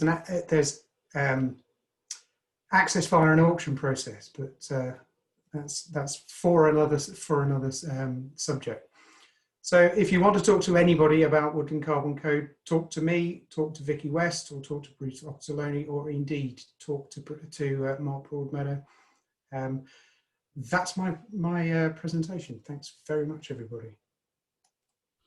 Thank you very, very much, Chris. That was really excellent, and Mark, that too, was absolutely fascinating. I can sort of zip on because we've got about 5 minutes or so for questions before the break. There's some that are very specific, actually, which are very good, but there are a lot of broader things. There's one here with Richard Parsons. What are Mark's thoughts on using highly productive trees from tree breeding programs, both broadleaf and conifer, that will grow very quickly, offering shorter rotations and help prevent the drop-off that's coming? Thanks, Harry. Thanks, Richard. I think it's all part of the mix with the challenge that climate change does present us. I think we do need to explore the genetic resource, the huge genetic resource that is available within our trees and woodlands, but be very, very clear about planting the right tree in the right place for the right reason. So there will be a place for industrial roundwood production. Society has a need for wood. Remember, we import more than 80% of the wood that we use. So I think that is a valid approach. At the same time, we need to create more woodland habitat to help address the biodiversity crisis. So as I mentioned in my talk, I think we need a broad palette of approaches to answer society's future needs. Thank you. Thank you. A quick question from Phil Lee, which I can feel that my heart goes out for this because this is a difficult question. Has anybody experienced a cost and carbon effective method of recycling plastic tree guards?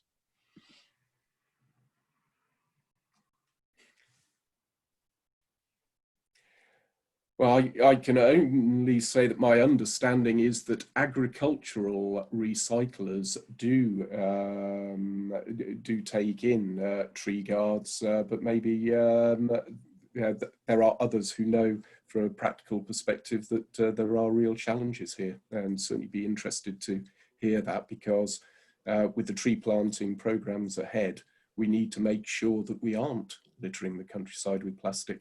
and that they are brought back in and recycled appropriately.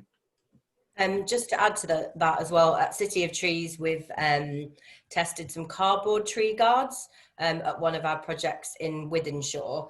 So that's been a bit of a trial to see on cost and how they hold up in a planting season with lots of rain in Manchester. So that's been a bit of a test.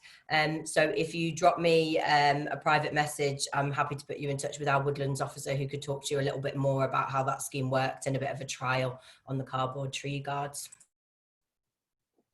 I've often wondered what happens to all the cow eggshells, actually, because they're wrapped up in plastic and they just disappear. There are silage wrap recycling schemes, but how effective those are, I'm not sure. I'm no longer using silage wrap. Chris Smith asked a question which has been around a long time and is the most popular question of the moment, but is partially in line with what you've been talking about. How do we constructively work with the advocates of the rewilding agenda to ensure we spend more time collaborating and less time arguing about the whys and wherefores of tree planting? I'm happy to pick that one up. I think what we're missing at the moment is clear guidance, and we're trying to address this on whether it's natural colonization or whether it's rewilding, what sort of site types are going to be most appropriate. I agree totally that we need to stop arguing and come together, and it is which site types are most appropriate. If you've got a rich ex-arable soil, it's going to be a real challenge. Unfortunately, the best site types, certainly for natural colonization, are nutrient poor, where we want heathlands, we may want upland heath, lowland heath. So it is, we just need to be very clear as to which are the best site types, and also which are the management interventions you need to secure effective establishment. We have spent a decade where we haven't been looking at more naturalistic approaches to establishment, and there is certainly a place, but we need to learn from the successes in the past and the failures in the past, and there have been a lot of failures in the past. So it really is about cementing the guidance. Natural England and Woodland Trust are working with Forestry Commission to try to develop that guidance further to make sure that we do the right thing. Yeah, I think it's, I mean, all these questions, when they're answered, do carry on the debate, because I think they are very interesting. I think the rewilding question, in fact, hides a lot of issues, and it's absolutely fascinating. Clearly, we've been experimenting with natural regeneration of trees for several thousand years, and it's very probable that oak, for instance, was introduced by humans because it does have a lot of problems in growing. As people, the rewilding story, it needs its kind of needs its thorns around it to kind of get it to grow. And I think, if you look back over the sort of the centuries, even the centuries before you get to Evelyn talking about the problems of establishing oak, there is a lot of work. You need the seed sources, and you need to be able to battle through the, and this is what rewilding is all about, the herbivores that will eat things.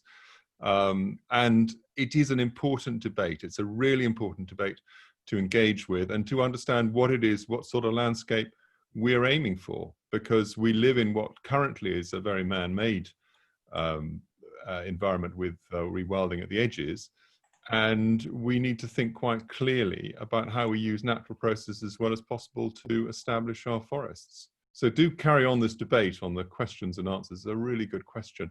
The more questions have been popping up, but there's a couple of statements really about the biodegradable plastic which are worth looking at.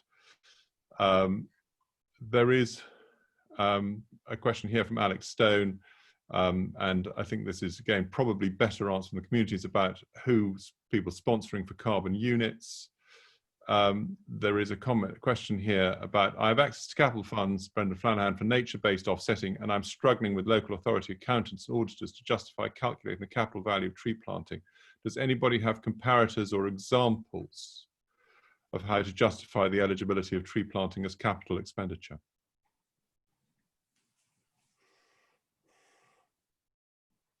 I think the group here may have some answers. And then a question from Ian Major for Mark and Chris. Has anyone evaluated the UK tree nursery capacity to supply the amount of trees we will need to plant to hit net zero targets by 2050? Also, has anyone worked on afforestation plans which would target places to plant but include a real understanding of the constraints for doing so, e.g. converting farmland to woodland and forestry?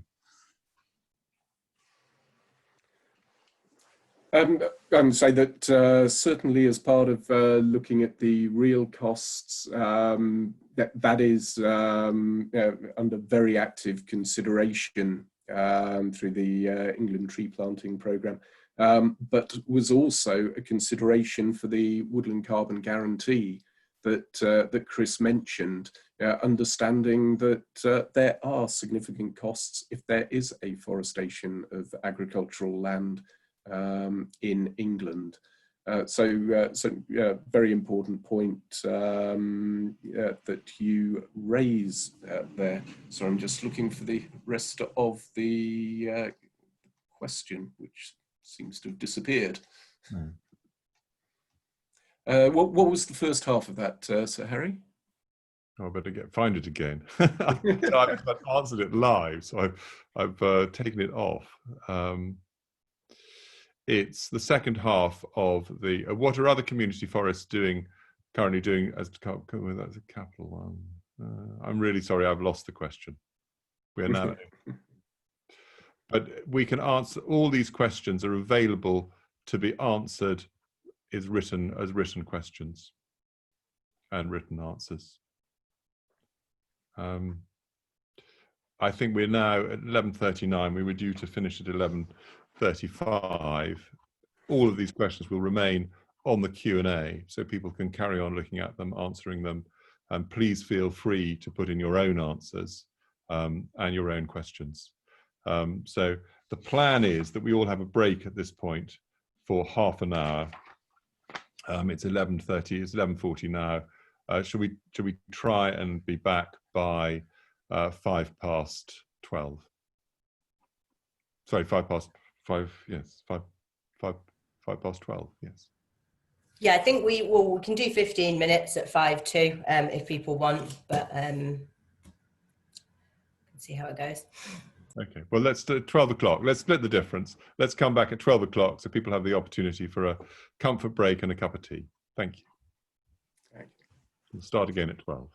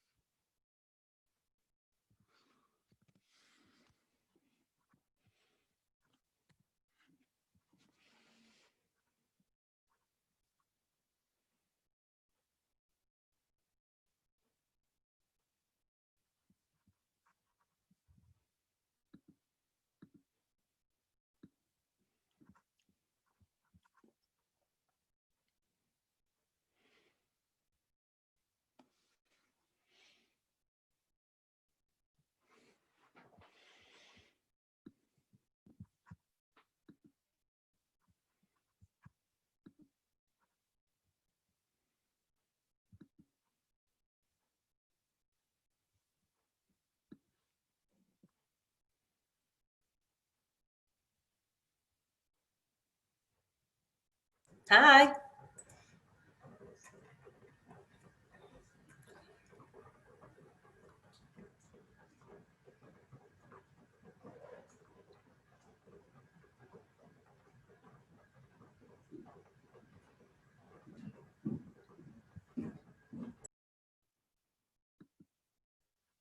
Great. Hi.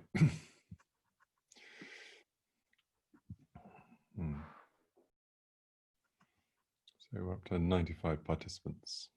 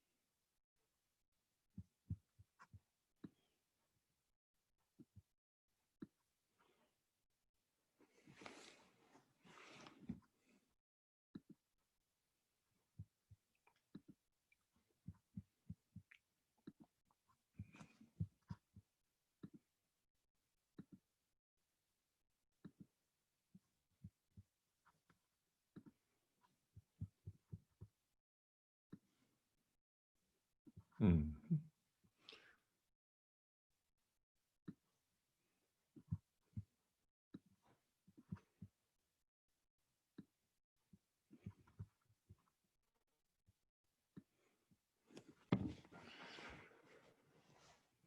Hi, it's 2 minutes to go to 12, but I thought it would be just worth raising some of the Q&As rather than just, because we'll start again at 12, but just on the Q&As, there are a few things that would be really great if people were talking to on the chat. Some people have slotted them into questions, but some of them are more of a statement. And I thought really with 2 minutes, I might as well just read them out. And if people want to comment, do please comment on the Q&As or start a chat line about them. I mean, Tristan Hayes made a really interesting point about soils. Minimum soil disturbance and retained living root structures are major benefits of having more woodland under coppice management. There are very positive biodiversity and water catchment benefits, and also much more accessible from a community level. Support mechanisms need to be able to recognise the place for these forms of management. I think that's a really interesting question, because I think as carbon is coming up the rails, and as Mark pointed out, carbon is stored in roots and soils to a very significant extent. The whole soil agenda is going to, hopefully, if it's going to reflect the real environmental benefits, come up the rails. But I think it's not a question to ask there, but more one for people to debate if they would like to. And Brendan Flanagan's made a point about having access to capital funds for nature-based offsetting, and asking whether struggling with local authority accountants and auditors justify calculating the capital value of tree planting. Does anybody have comparators or examples of how to justify the eligibility as capital expenditure? And I think that's again one for the 98 participants as we have now for people to answer. And maybe there's a very good question about ash, but I think that can wait. Maybe Sir William will be able to answer that again at the end, or will come up in other Q&As in the session. But anyway, so we've now reached 12 o'clock, and we're really lucky. I think I'm so pleased that Rebecca from Drax has come to talk to us, because the biomass debate, as I mentioned at the beginning, is a very heated subject.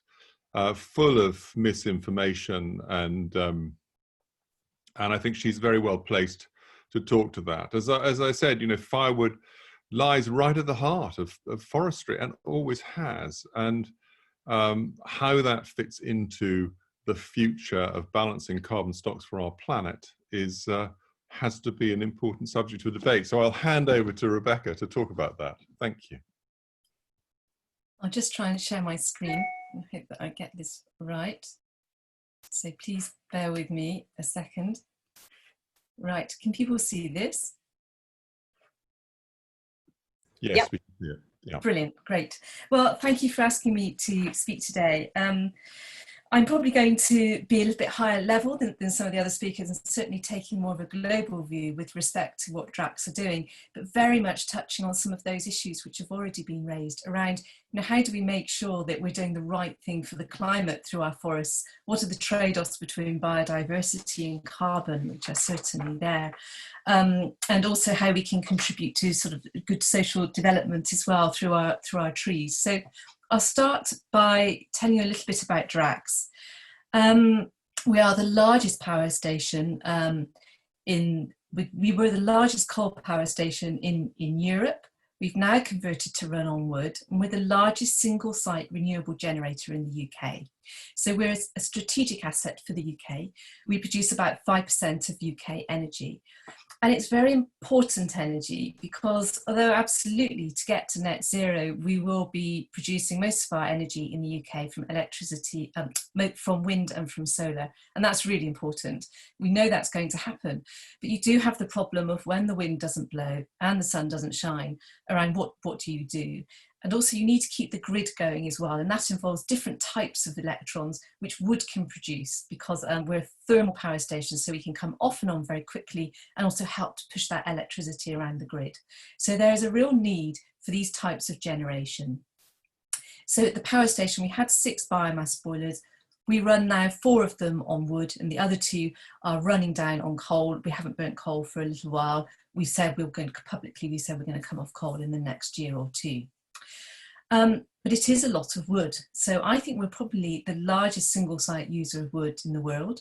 we burn about 7 million tonnes, so that's dry tonnes, so 14 million cubic metres of wood a year. So this is a lot, and so we have to get it right, using the right wood, and make sure we're getting benefits from doing that.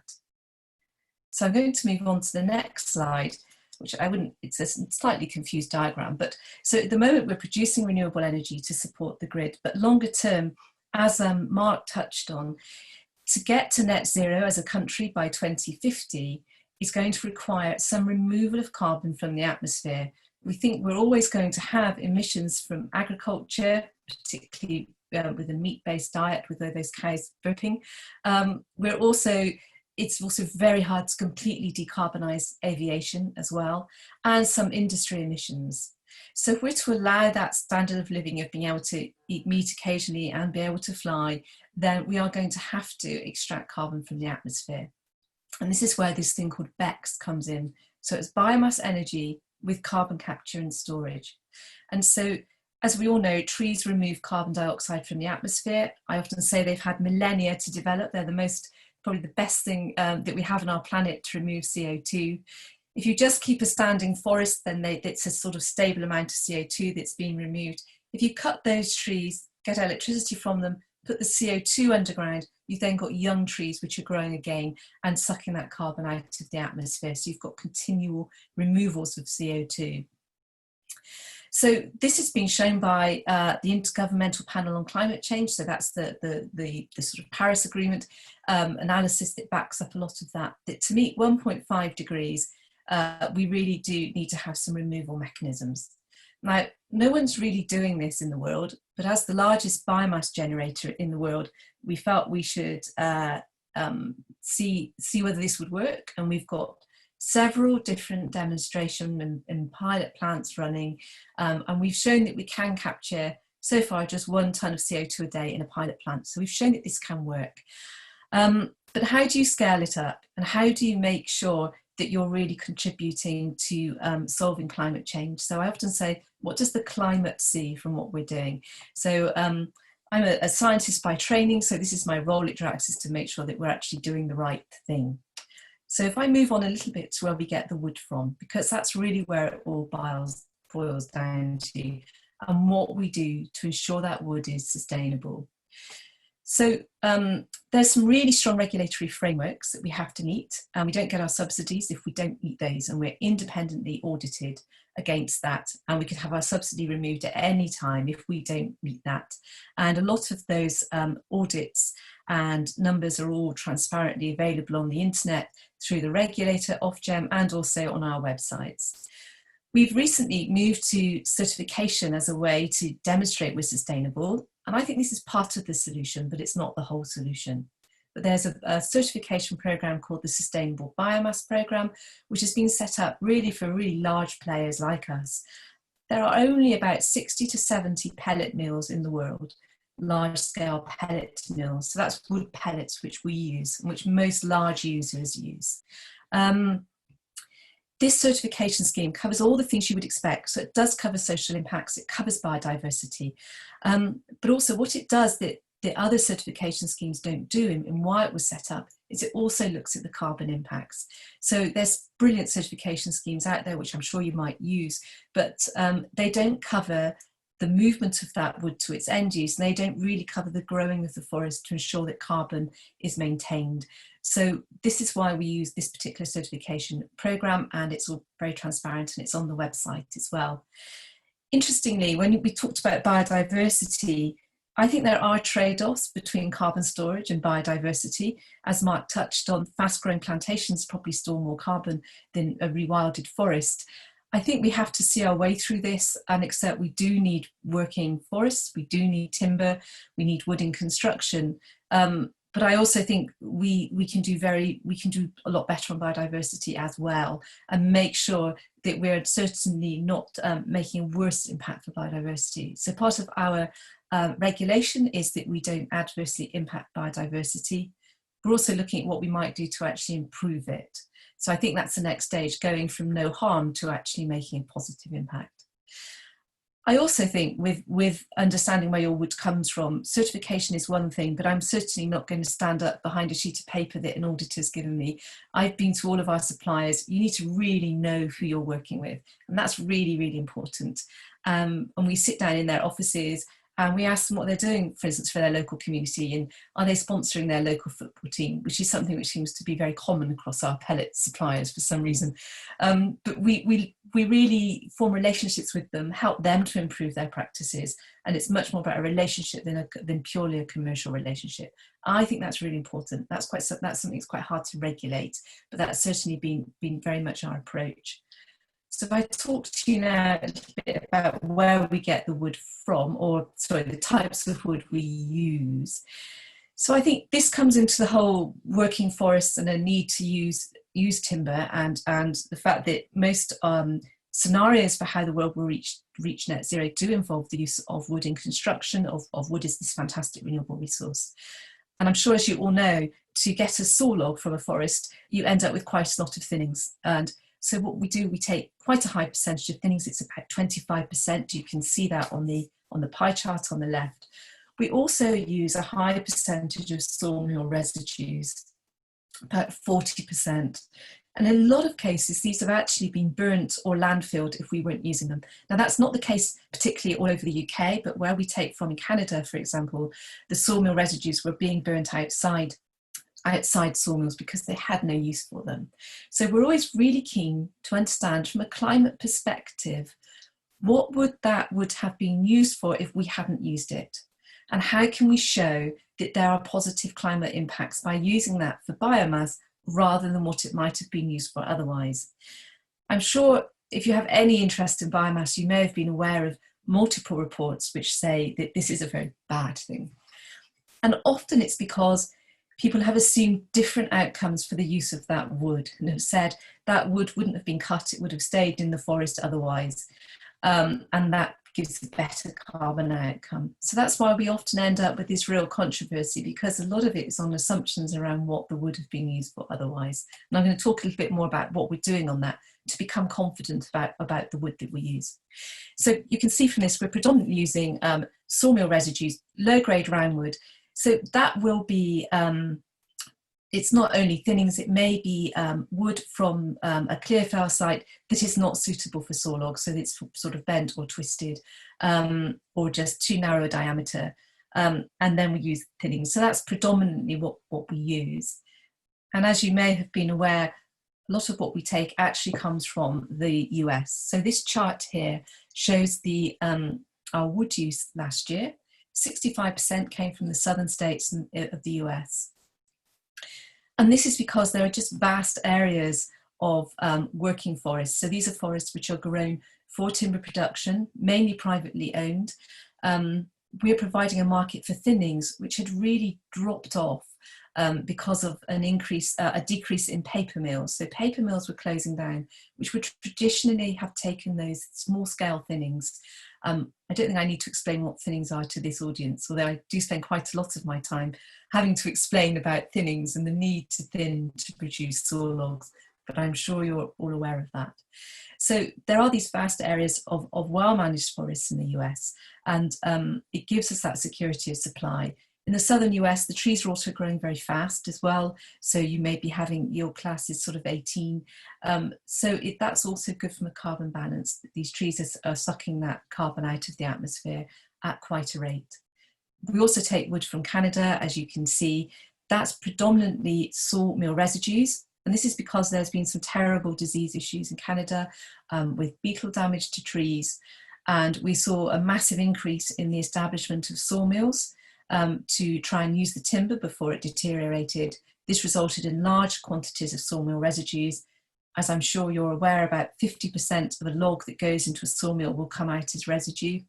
And we saw pellet mills being established to use that residue so it wasn't just burnt outside the sawmill.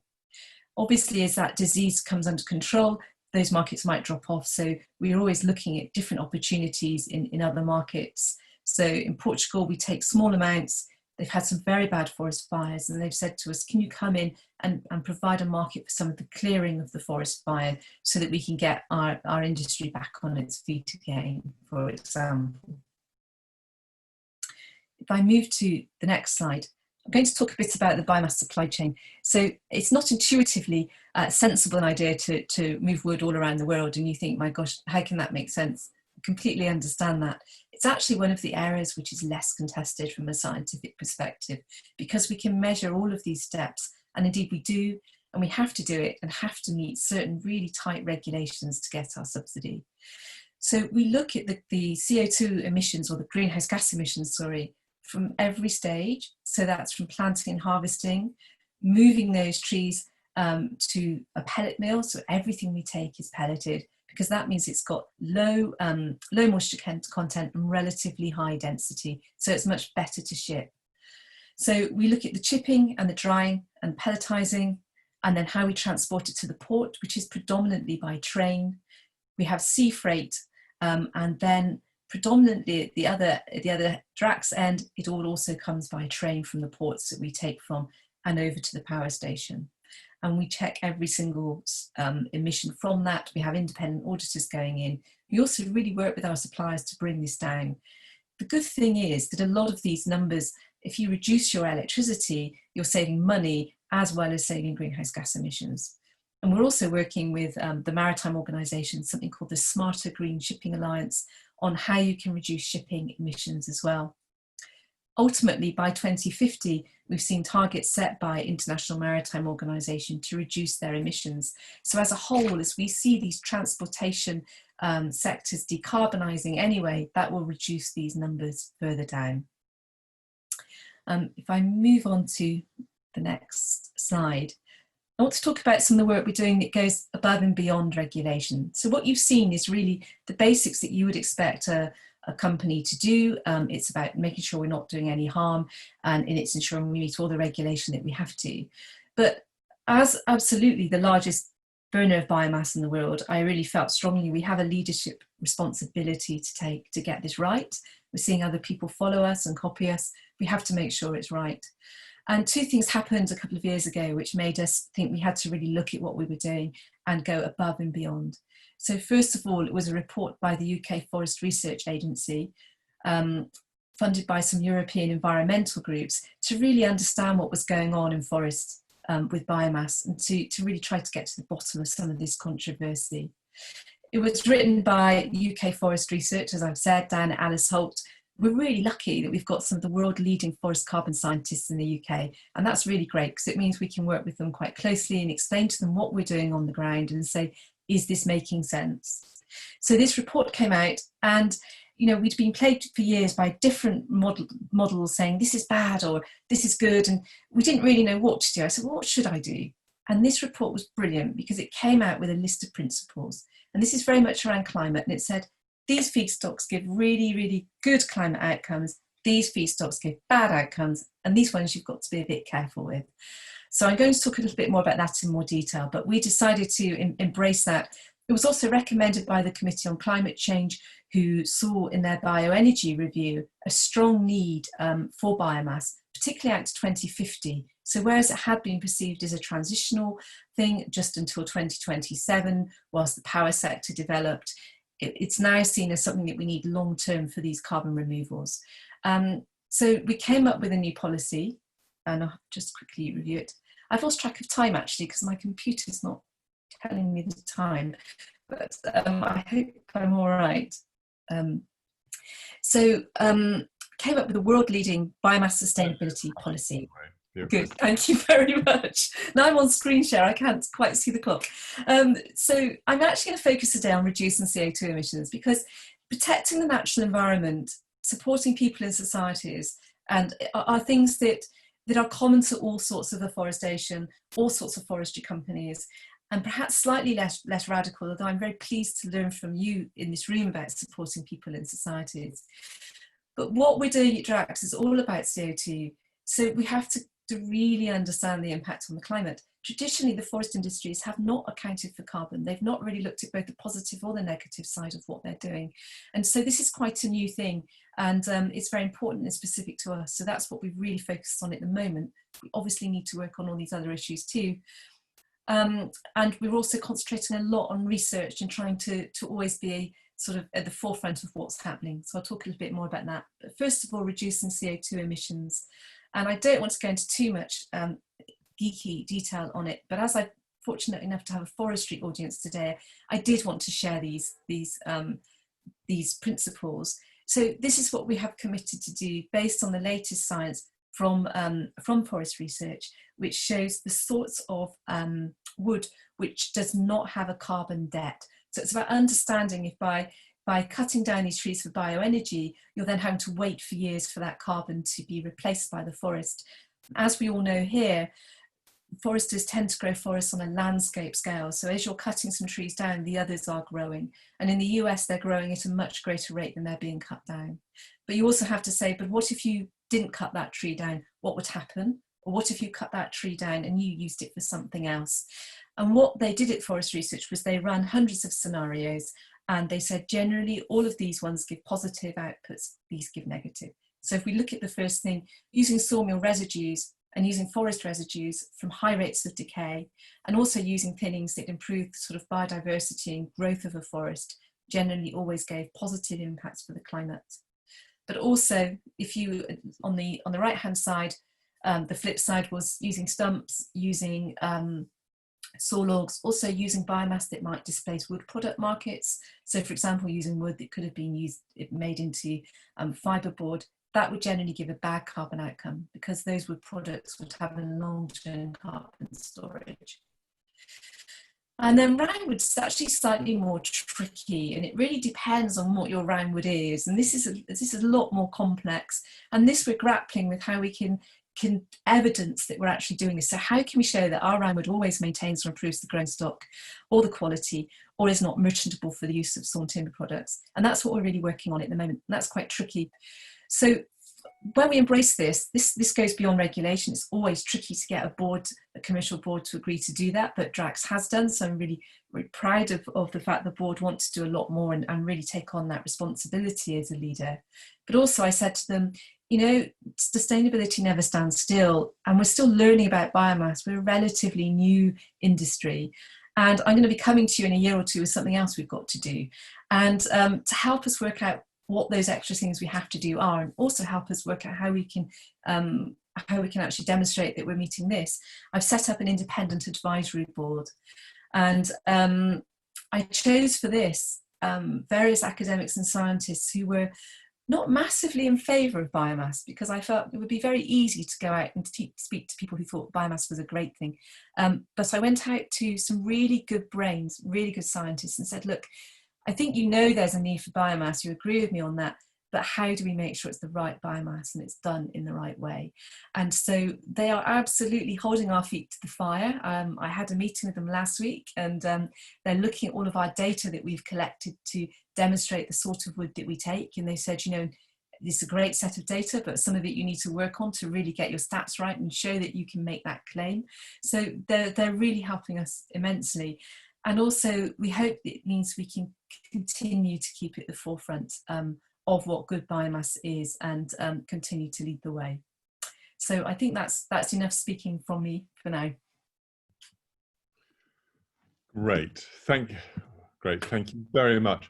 That's really interesting. Let's just quickly go through a few questions. We are slightly behind, but I think that, I mean, the first question, one of the questions is, and I think on a lot of people's minds is there access to for community forests to supply Drax? So this is a really interesting one. So traditionally, we haven't used UK wood in any great volume. And this was very much a policy position taken by government, that they didn't want to distort the markets for wood in the UK because we're such a large user. I think now we're seeing various reports come from the Committee on Climate Change and also from DEFRA sort of conversations, that there is a thought that we should be using more UK feedstock. we will be led very much by government position on this, both in terms of energy crops and in terms of forestry. I would say as a forester, when I look long term at the impressive sort of planting targets, we are going to need markets for some of that wood, because we are going to want to have saw logs coming from that, in which case, what are we going to do with the thinnings? And is there a surplus that could be used for bioenergy? Great. What do you do about pests and diseases? Sorry, I'll quick fire a few of these questions. So what systems do you have in place to ensure no pests and diseases make it to the UK? So we're quite fortunate because we only take wood pellets. All the pests and diseases are killed because it's it's a process of compression under heat. So there isn't a problem with that. And that's another reason why we take wood pellets, because it means phytosanitary is very simple for us. Great. Do you have a view on short rotation forestry? I mean, loblolly in the southeast, US southeast, is 22 years. So, I mean, what do you view in short rotation in the UK? I did my PhD on willow in the early 90s. I think short rotation forestry rather than coppice for me would be the way forward. I don't know that we necessarily know what we mean by short rotation forestry either. So I wouldn't rule it out. I think at the moment we're very much part of an integrated forest landscape rather than taking a dedicated crop that is grown for bioenergy. I also think the way land is constrained, so where will we go moving forward? I think it depends a little bit on government policy and how we choose to use our land in the UK and what we want to use our forests for. Right. And the final question, in the US southeast, how much of the biomass is from primary forest sources? How's this forest balance of the market? We don't take any primary forest at all. It's all working forests, which are owned generally by private landowners and are planted or naturally regenerated, purely really for income. Great. Thank you very much, Rebecca. That's a really useful talk. So we now move on, and I won't give him a long introduction because we are slightly behind, to James Hepburn Scott, who has more practical experience, I think, than almost anybody else in the market for carbon mitigation, and forest carbon is a sort of leader of in the area. So I'll hand over to James to talk about the Woodland Carbon Code, how we access projects, and how the finance is generated. Thank you.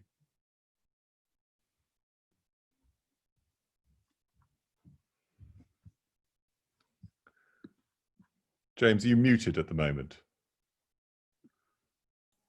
I'm not. Sorry, thank you, Harry, and thank you to Sarah, who's kindly agreed to move my slides for me, because I'm an aged technosaur and very anxious that I would get my underwear in a twist if I was playing around with slides. So who are we, Forest Carbon? Here is a picture of the team, just 5 of us, pictured outside our relatively new office, which is in the Edinburgh Centre for Carbon Innovation, which is within Edinburgh University. Some of you will know or have met my colleague Stephen Pryor, who's the man in the white shirt on the right. He and I were the co-founders of the business back in 2006.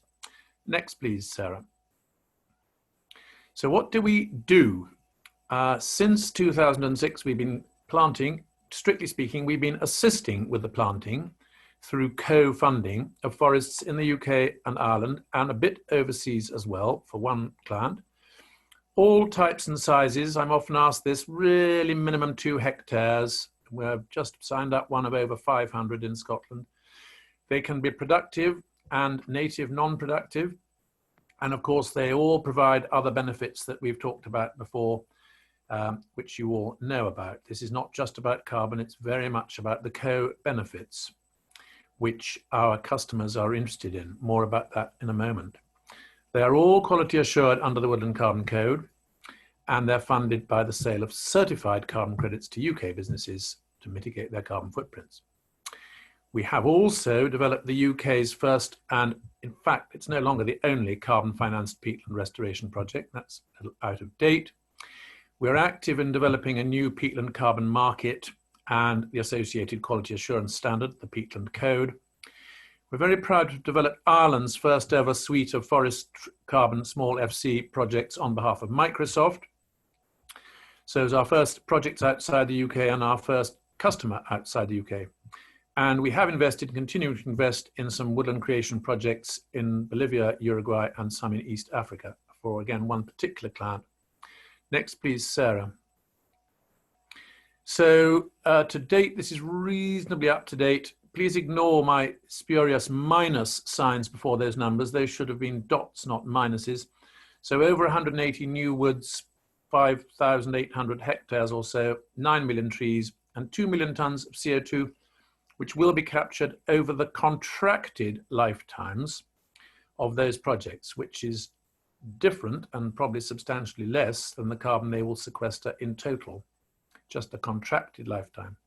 Next, please. So how does the process work? How does a voluntary carbon market work? So taking you down the left-hand side, a business wants to reduce its carbon footprint.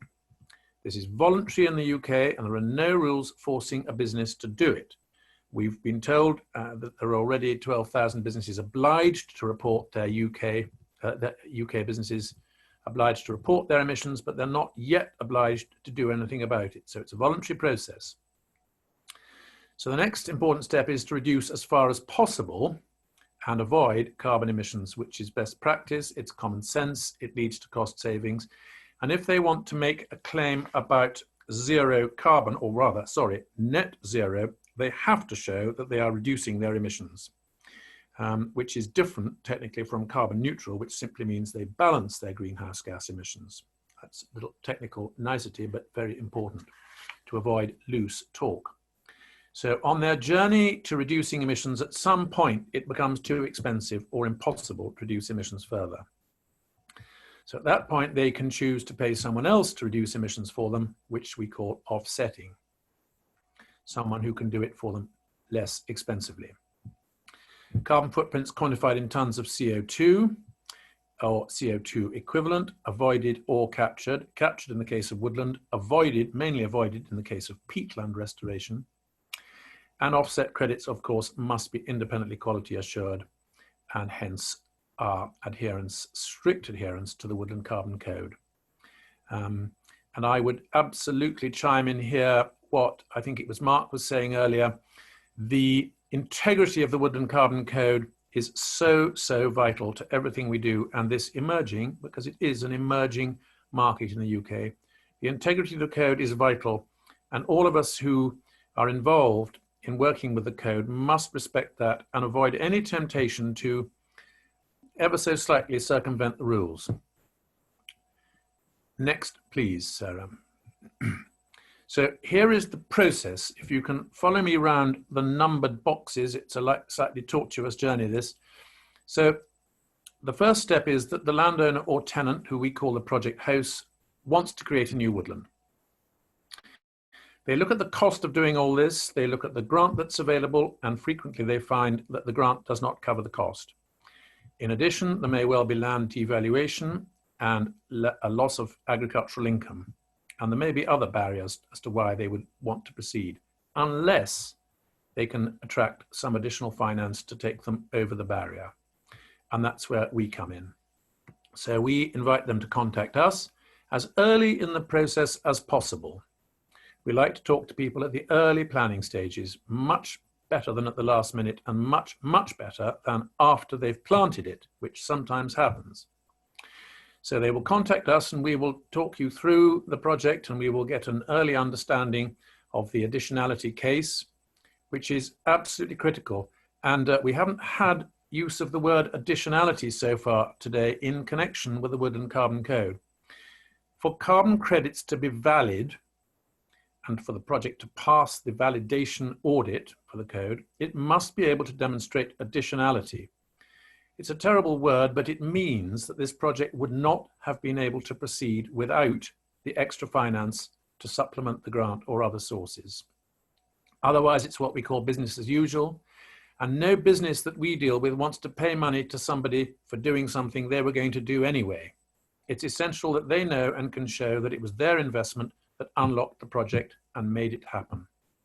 So if you remember nothing else about what I say today, please remember that. So if you fill in your application form, and we ask for a budget and cash flow as well and a map, that will enable us very quickly to assess the additionality and do a carbon valuation, calculation and valuation.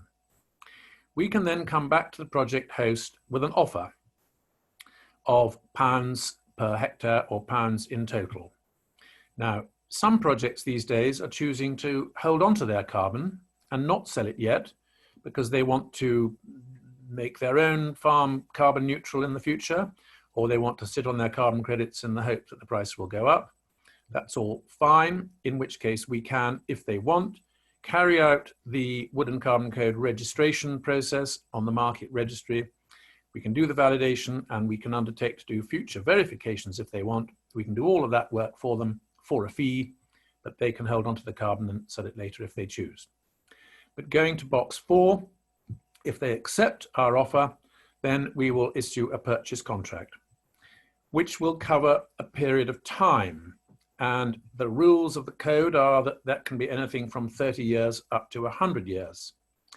But typically contracts fall between 35 and 60 years, depending on the type of woodland created and indeed the project host's objectives or preferences.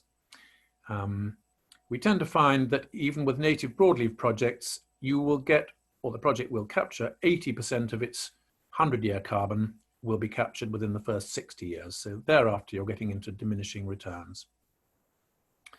So our contract, our standard format for present purposes is that we pay 70% of the money on completion of planting and following validation under the Wood and Carbon Code. Now, the validation may take a few months to happen because we will be putting the project into a group scheme. We have to assemble usually between 10 and 15 projects in a group. So that takes a little while. So it'll probably be 3 to maximum 6 months after planting that you would get your 70%. And the 30% following successful Wood and Carbon Code verification, which happens in year 5. And then box 6 for the future, the project host remains responsible for the maintenance of the woodland and the ongoing management as agreed in the purchase contract. And the management plan, very briefly, in the contract says, is this woodland going to be harvested, or is some of it going to be harvested, clear felled, in which case what is the rotation length? Will it be thinned or not, managed continuous cover basis, or native woodland just left to grow on by itself? Those are all absolutely critical factors in determining the carbon yield, depending how it will be managed.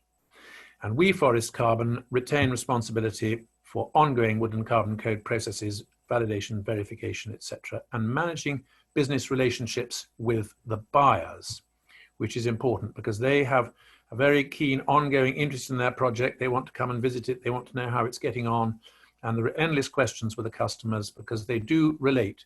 They're not just buying a commodity, X tons of CO2. If they wanted to do that, they could buy it much cheaper in international markets. So I'll talk a little bit more in a moment about the charisma of the carbon. On we go, Sarah, please. So the price. I've said that the market is currently voluntary in the UK. I think Chris mentioned on one of his slides that possibly there would be some form of more compulsion on the businesses who are obliged to report their carbon. But for the moment, the market is voluntary. Businesses, therefore, not compelled to take action. And I'd go so far as to say there is no market as such, i.e. like the stock exchange, where you can buy and sell shares in any given company on any day of the week. There is certainly no relation to compliance market prices and the international compliance, the Clean Development Mechanism or the EU Emission Trading Scheme, for example. People get confused about that and they read sort of huge prices which have got no relevance to our market. So the factors that determine the price that an owner or a host will receive are, broadly speaking, what it will cost to get the project off the ground. We've agreed that they need extra finance to unlock the project. We've got to make sure they get enough. And what can we persuade someone to voluntarily pay for it? And all transactions are face-to-face through the selling efforts of developers. We are a project developer. And to date, we have been the principal project developer, actually turning cash, or woodland carbon, rather, into cash for the owner. And this is the role of Forest Carbon. Now, there are new players coming onto the scene, which is very welcome. We welcome competition. There are more people a lot more project developers coming forward, and I've no doubt that some of them will become good at finding buyers and actually selling carbon. But that's been our principal role to date. So you will be thinking, well, how much is the price? The market, having said there is no market, the sentiment out there among buyers is that we are generally demand-led at the moment. There is good, strong demand, increasing demand, and that has not reduced during COVID, I'm pleased to say. So in terms of pounds per tonne, we are able to pay the project typically in the range of £7 to £8 a tonne at present, and I would say that this price is gently rising. So what that means for, let's say, a native woodland growing at yield class 6 to 8, this will generate somewhere between £2,500 and £3,000 per net planted hectare. Not the same as the gross hectares inside the fence. There will be open ground that is not sequestering much carbon. If you thin or want to reserve the right to thin your wood, that will reduce the marketable carbon by about 1/3. But we can do all that thinking for you. Whole different set of values for sort of harvested, Douglas fir or spruce woods with thinning and ongoing management and clear felling at age 35 or whatever. But we can do those calculations for you if appropriate. Next slide, please, Sarah. So I'm going to take you through quickly now some of our projects. I've chosen 5 which have some sense of community about them. And here's our first bunch of happy people. Next slide, Sarah. Those kids are involved in the project at Parkhead in West Lothian, exactly halfway between Edinburgh and Glasgow, and quite a highly deprived former coal mining area.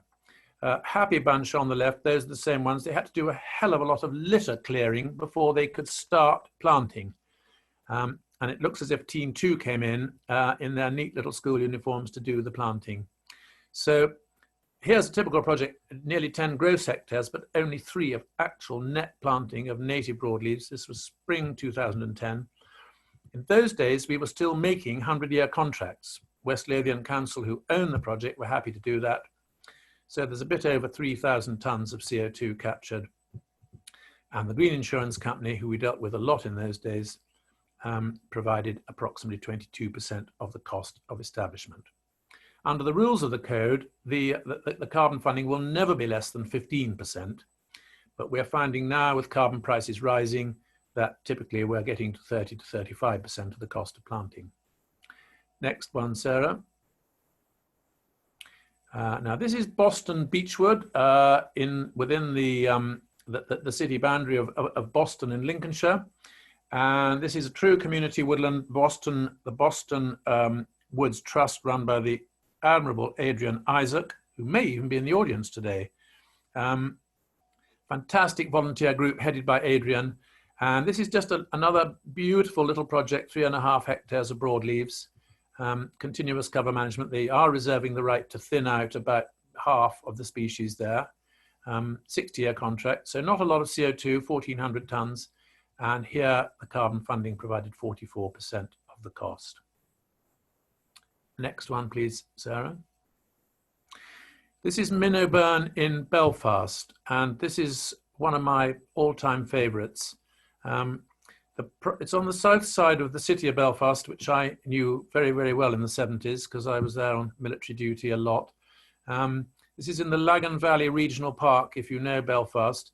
The site is owned by the National Trust, and the gentleman in the bottom picture there is Ian McCurley, the National Trust forester. So 8.5 net hectares of native broadleaves to be managed continuous cover. They will be thinned, 2,500 tonnes of CO2, and again provided by the All-Star Fuel Card Company.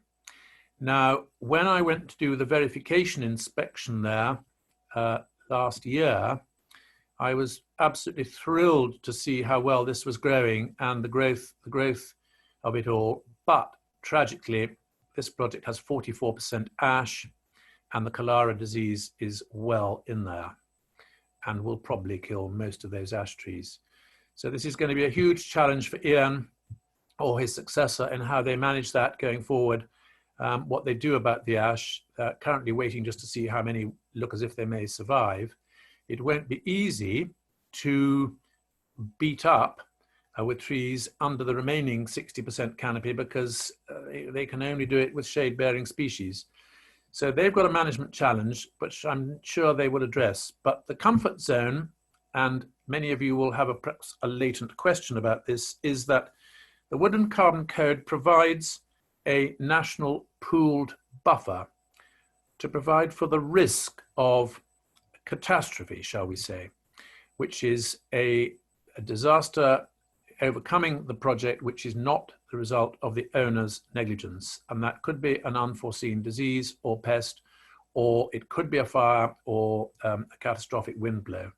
So all projects contribute 20% of their predicted carbon at source into the pooled buffer. And from the pooled buffer, they may draw down carbon from what they have contributed. And it's a complicated issue. I won't go through the exact detail of how it works, but it's there as an insurance project to give comfort that they won't have to replace all the carbon lost from a disaster. That I'm sure will apply here in a project like Pinnoburn. On we go, Sarah, please.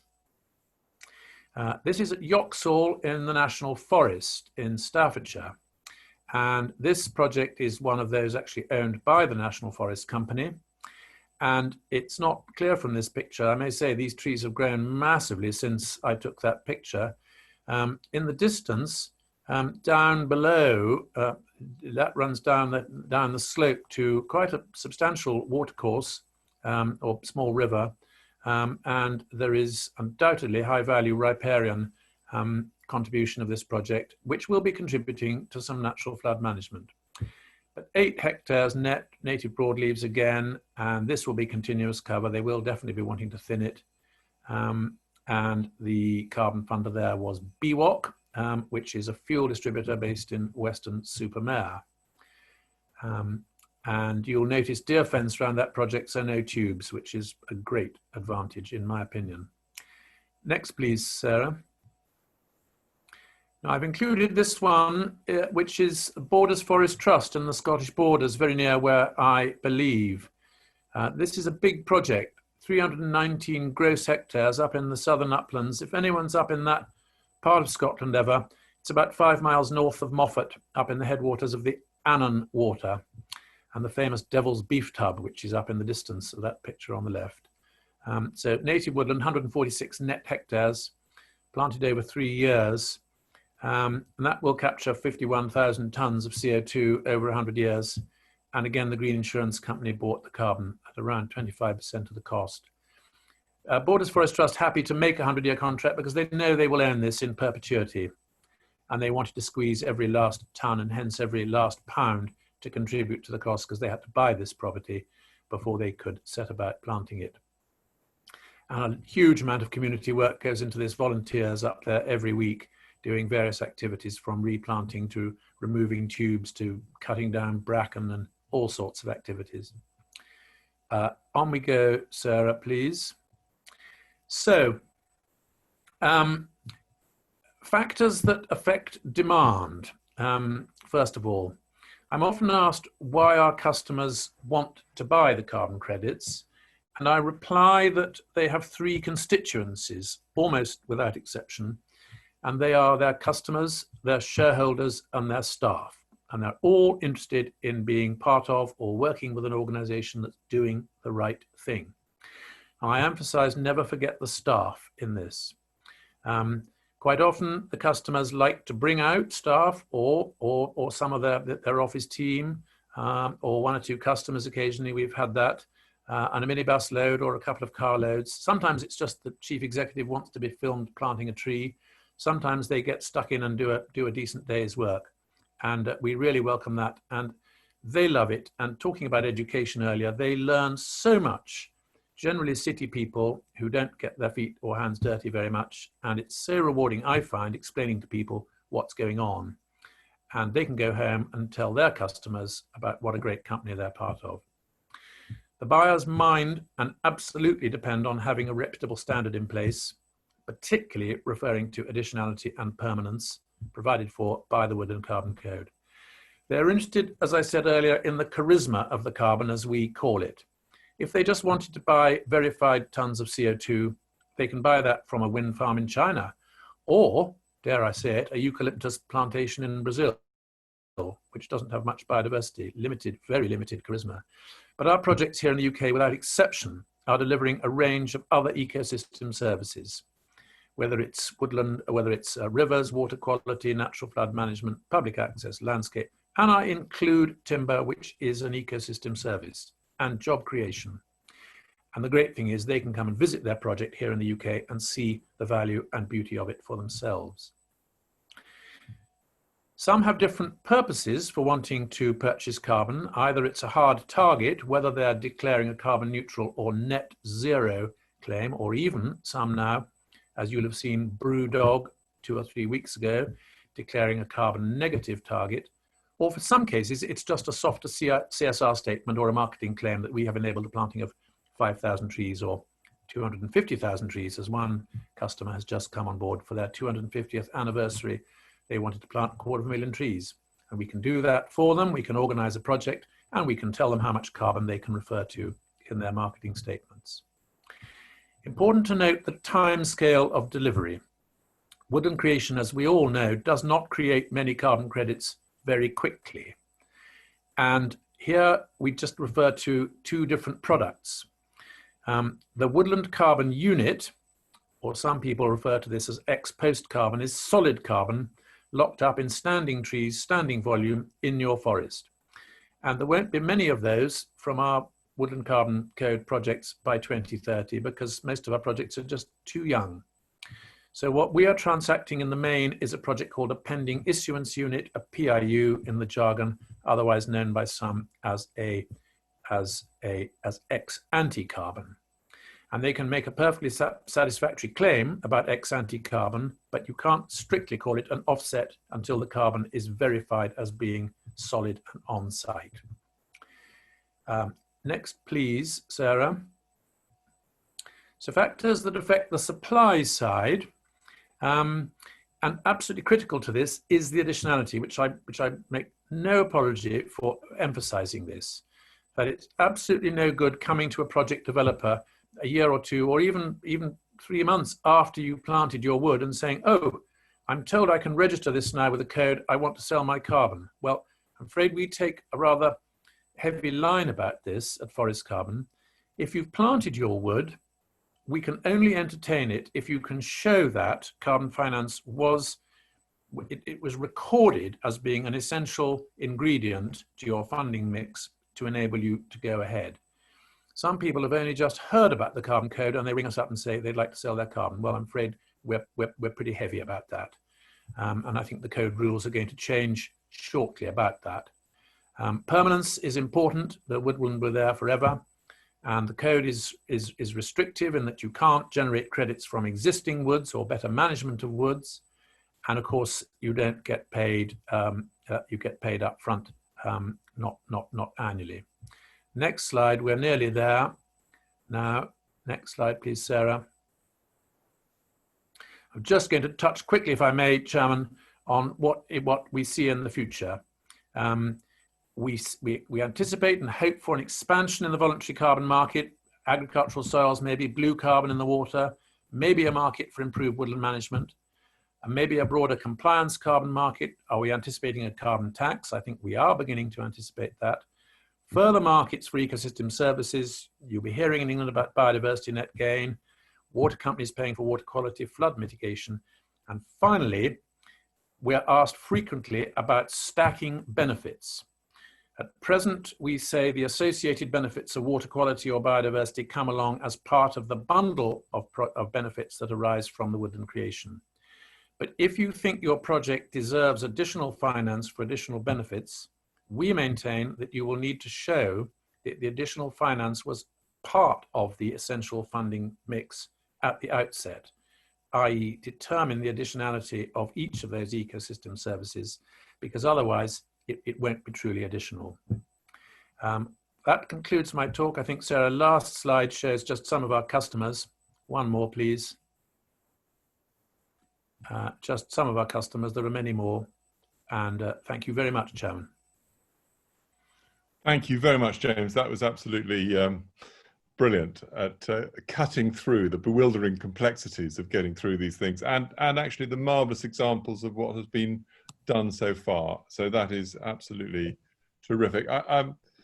Does anybody have any quick questions? There's one greeting you from Ireland. What's your view on a carbon tax? My view on it is it's way, way above my pay grade, and I'm definitely not qualified to answer, but Forest Carbon has responded to the consultation, and I think that Britain is, as far as I can make out, lagging behind the world on this, not having one yet, or not having a proper one. Personally, I think it'd be a very good idea, and I agree with Dieter Helm about that. I'm a little bit worried about what it might mean for our business, but yeah, I think it's coming, and I think it's high time. Great. Thank you very much, James, for answering that. And of course, the questions and answers will carry on as we go on through. So our final speaker to wrap things up really is Sir William Worsley, who is now the chairman of the Forestry Commission, who I'm sure would be pleased to have seen a national forest example in James's talk. Just over to you. On my instructions, it says more of just a last word and a blank. So you can tell us what the mind of government is at the moment. Thank you. Thank you, Harry. I mean, thank you very much for asking me to close your online conference. It's been really interesting, and I've thoroughly enjoyed it, as I did last year when I attended in my role as the government's tree champion. I was also really pleased to hear Rebecca's very complimentary comments about forest research. This is a very important part of the Forestry Commission and something I'm very focused on. Sir Harry, as you've heard, was a great advocate for community forests within the Forestry Commission and is very well versed in presenting at the annual conference. So I've got very large boots to fill in replacing him as chair of the Forestry Commission. But I'd like to start by adding my own personal commitment to the Forestry Commission's continuing support for community forests. I think you can judge this if by nothing else than the number of Forestry Commission speakers at today's conference and also attendees at the conference. Indeed, I've championed community forestry since community forests came into being in the 1990s. I very well remember a visit in the early days to what was the Great North Forest in Chester Street, when I was very taken by the value of planting trees near to where people lived. And I have to say this had a real influence on me. It's about bringing woods to people rather than making them travel to visit woods. And my experience as chair of the National Forest has firmly convinced me that having a geographical focus, working closely with wide and diverse range of local partners, can indeed significantly improve landscapes and empower communities living and working in them through the seemingly simple act of planting trees. And I think the National Forest is a great example of this. And over 20 years of partnership working, that the National Forest has transformed a landscape from black to green, and the trees were the catalyst for a positive transformation of the landscape, also the economy and the communities. And I have to say, I really enjoyed leading that organization. But we all know it's not just the simple act of planting trees, it's far more than that. As we've heard today, there's so much else that needs to be considered so that we get the right trees in the right place for the right reasons. That's already been referred to today. Be that public amenity and well-being, carbon capture, protecting land and property from flooding, or providing fuel and energy for businesses and communities. And of course, timber is the great renewable resource, but you all know all of that. After all, our role is to convince others. To help us to do this, we need to learn new languages, for example, the language of carbon. We've heard about this today. This is complex, but it is important in order to support businesses and landowners wishing to invest in this area. We need to speak to engineers to convince them of the value of planting for natural flood management. We need to talk to ministers, politicians, and policymakers to ensure that trees feature in their areas of interest. And I have to say that currently this is really high on the agenda. And number 10 is certainly focused on it, and that's actually encouraging. Our understanding of the many and varied benefits of trees, woods, and forests needs to be translatable and articulated to local authorities looking to respond to their declarations of climate change emergencies. After all, you can't just declare one and do nothing about it. We as foresters adapt and respond. Our research is groundbreaking and responsive. We have a can-do attitude, so that with all this grist to our elbow, we are well placed to support the government's aspirations for a significant upscale in tree planting. We also find ourselves in unprecedented times for many reasons. The enforced lockdown due to coronavirus helped people appreciate their local green spaces, be it their gardens or their local woods and parks. I certainly have.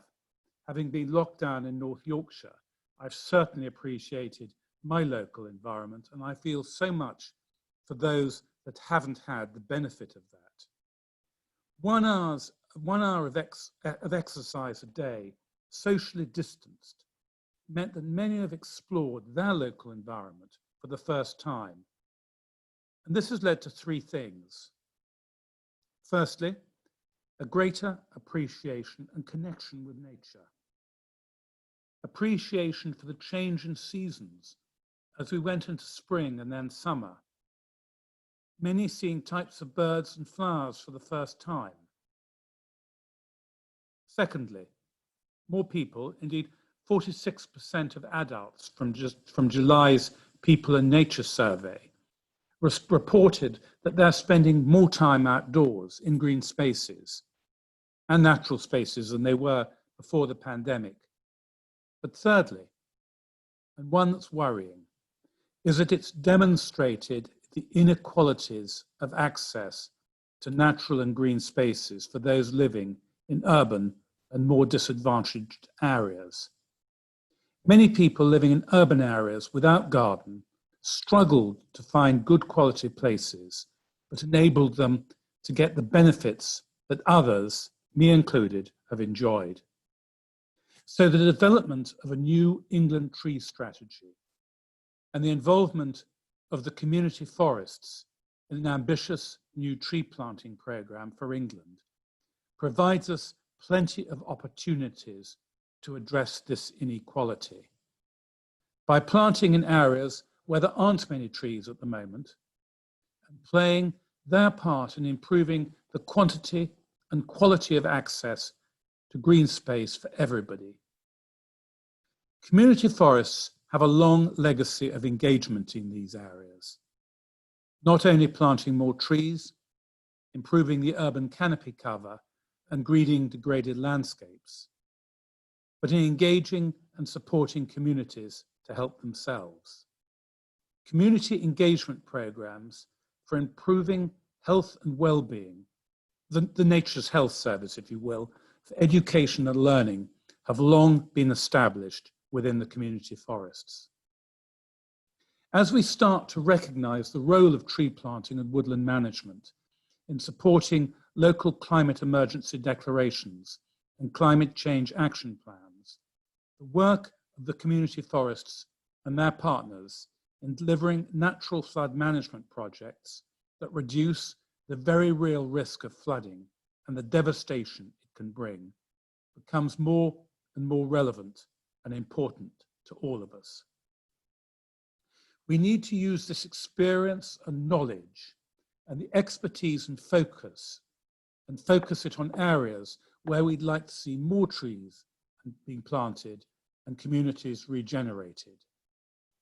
creating new woodland partnerships will be key to accelerating woodland creations. The community forests offer a proven track record and a model to supporting this way of working. I'm delighted that the involvement of the community forests in the north of England, playing their part in the Northern Forest, has led to 136,000 trees being planted already, benefiting people from Liverpool in the west to Hull in the east. Many more trees are planned for this coming planting season and beyond in the Northern Forest, with its great vision to plant 50 million trees, transforming landscapes and making them more resilient, beautiful and prosperous.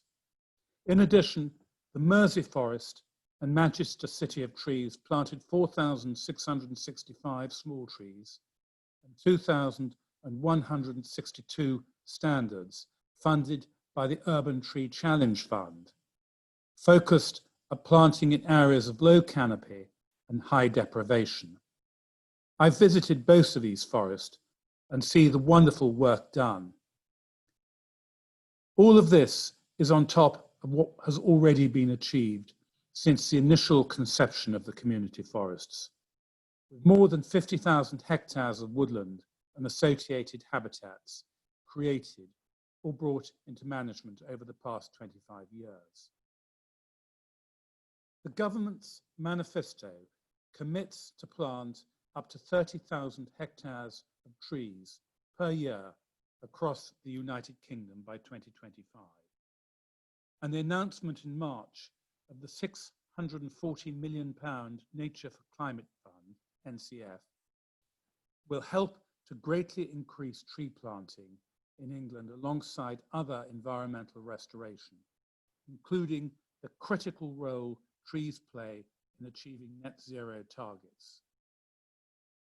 Accelerating woodland creation, meeting this target, and realizing the outcomes envisaged by the NCF will require a partnership approach across government, the wider forestry sector, and other key actors in finance and environment. So it's timely that both DEFRA and the Forestry Commission are developing the tree planting programme, which is the main vehicle for delivering the priorities being identified in the Developing England Tree Strategy, in the context of the vision set out in the 25-year Environment Plan, which will look to support a wider expansion and delivery of such valuable activities to bring these wide-ranging benefits to communities across all of England. The England Tree Strategy consultation mirrored the 25-year Environment Plan in recognising the vital role community forests play in creating woodlands in and around our towns and cities, ensuring high quality, accessible natural spaces. The England Tree Planting Programme is still in the early stage of development and will be informed by the priorities involved in the England Tree Strategy, alongside existing commitments. Further clarification on what this might look like will be provided as we digest the results of the recent consultation. I believe the renaissance of the community forests is now. Never have they been needed more. To build new partnerships, to engage local communities, and to help us plant more trees, shaping the landscape and enhancing local environments for the future. I think the time is now for us to get on and plant more trees in our urban environments. So thank you very much. It's been a real pleasure to be with you today. And Harry, thank you for chairing us so excellently. Thank you very much indeed. There were 4 questions that I was going to, you were going to get, but one of them was that ash. Well, heavens, we need to do something about ash. I know we're breeding, trying to find genetically resilient ash like the snow tomorrow, and of course it is the most prolifically seeding broadleaf in the country, so it's working pretty hard itself. So you know, and there was a question about forest fires. Hell, we've got to plant the right trees that don't burn, and that's an issue around eucalyptus. Should we recognise the cost of establishment in the first 5 years? Yes, I think the grant's supposed to do that, but maybe it's never enough. Do we account for a carbon that goes into domestic heat production, i.e. wood burning stoves and the like? Yeah, we do. We do try to do that. And yes, there was a question for William, who cares more about forestry, the monarchy or the government? And I think that's an unfair question. William's a stout royalist, I have to say. So we don't want to get him to produce encourage civil disorder. So I think we leave it at that. Anyway, but I wanted to thank everybody quite enormously for attending this conference. I mean, for me, it's been very stimulating listening to the speakers, and actually, as a first time experiencing this style of conference, stimulating, if rather bewildering, watching the extent of chat and the real knowledge and depth of experience and exchange going on in the Q&A session, which actually makes me realize what a powerful medium it is, holding a conference in this. So I hope everybody's enjoyed it as much as I have. We don't have, and I think it's been turned off because sometimes you can get these sort of clap screens and wavings and thumbs up and things. But I just want to say very huge thank you on behalf of everybody for all the speakers, for all the people who spent a huge amount of time organizing this, and Steve making the technology work, all of that kind of thing. And I know... Actually, Sir Harry, yes? Would you mind very much if I jump in? It's very rude, just as you're summing up, but we just have one more thank you for you. I just wanted to hand over to Paul Nolan. He wanted to say something. Okay. Paul, are you there? I am, yeah. Thanks, Steve. Sorry to Harry, but we just wanted to say a few words. When I was starting to organise this conference about a year ago, we discussed the fact that you'd been chair since 2012, but unfortunately you were thinking that you had to stand down as you handed over the reins to Sir William as chair of the Forestry Commission. So we wanted to mark today really with some words and a small gift to say our thanks to you, because since 2012 you've been a superb chair for this conference. You've been enthusiastic, extremely knowledgeable and encouraging, but also worldly wise. So a slight nod to what we were saying was always indication that we were maybe going beyond where we ought to be. So thank you for your wisdom as well as your encouragement. And you've been a great advocate of the community forest, as Sir William has put so well. I think it's also really important that we also reflect that whilst you've encouraged us to look forward as community forests, you've always reminded us through your stories and your anecdotes that we're actually part of a very long tradition of community forestry in England, stretching back all the way to the Norman Kings and to the Forest Charter. And we've really enjoyed your stories and your historical anecdotes about community forests. And I think it's fair to say that you took over chair of this conference when perhaps community forests weren't quite in vogue, and you've helped us definitely to change that, and we're in a much better position and looking forward to the future. So we wanted to say a huge thank you, and we've arranged with Lucy, your wife, to hand over a gift to you. I think she's waiting in the wings there somewhere. So thank you, Lucy. We hope you enjoy the gift, and it comes to you from everybody present today and all your friends in England's community forests. I hope you enjoy the gift. And also that you stay in touch. And just very finally from me, just a personal thank you. It's been a real joy to work with you over the last 8 years on these conferences. You've made them extremely easy, and you've always been great fun to work with. So thank you very much. Well, thank you. I mean, I've always enjoyed these conferences. I'm disappointed the Q&As give you a bit of the dialogue, but I've always hugely enjoyed meeting people. And I hugely enjoy presents outside Christmas and birthday. So, this is a great pleasure. You couldn't have been more perfect with this present. I just to tell you that I'm struggling through writing a book to express my prejudices about forestry and how it's how trees have evolved. The first trees emerging in the Devonian era about 400 million years ago, and kind of taking it through. And one of the holes, I've got sort of chapter 1 about, how trees became, which goes to the first great extinction at the end of the Permian about 290 odd million years ago. And then the next chapter is comes up to sort of man emerging at the end of the, in the ice ages. We are creatures of the ice ages. And then chapter 3, and I'm just about getting on to, this bit about this book is about the royal forests of medieval England. And Charles Young wrote an excellent book about them. And I've never read it. So this really is a huge surprise, a delight, but also totally on the button. So thank you very, very much indeed. And I thank you for involving me in the community forestry world, and because it's a very special thing that you're all trying to achieve. And the thing I said is close and look forward to the 2021 conference. So I hope you're going to have a cracking good conference in 2021 when, community forests are needed more and more. We're absorbing carbon, the soils, it's just great. And the people are everything. So thank you very much indeed. So hopefully that's the end of the conference. I get the last word of thank you very much to everybody. Thank you.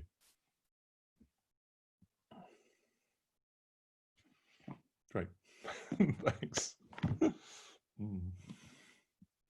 So Sarah, you're on the case about this. Yes, so we can just end it for everybody, or people can drop out. So yeah, thank you everybody, and hopefully we'll be sending these slides and a recording round, and then you can come back to me with any questions that you might have, and we'll try and field those to the panelists. But for now, we will say goodbye, and thank you everyone for their contributions and time. Yeah, thanks everybody. Thanks, thanks Sarah for getting us through. Cheers. Thank you. Bye. Bye. Bye.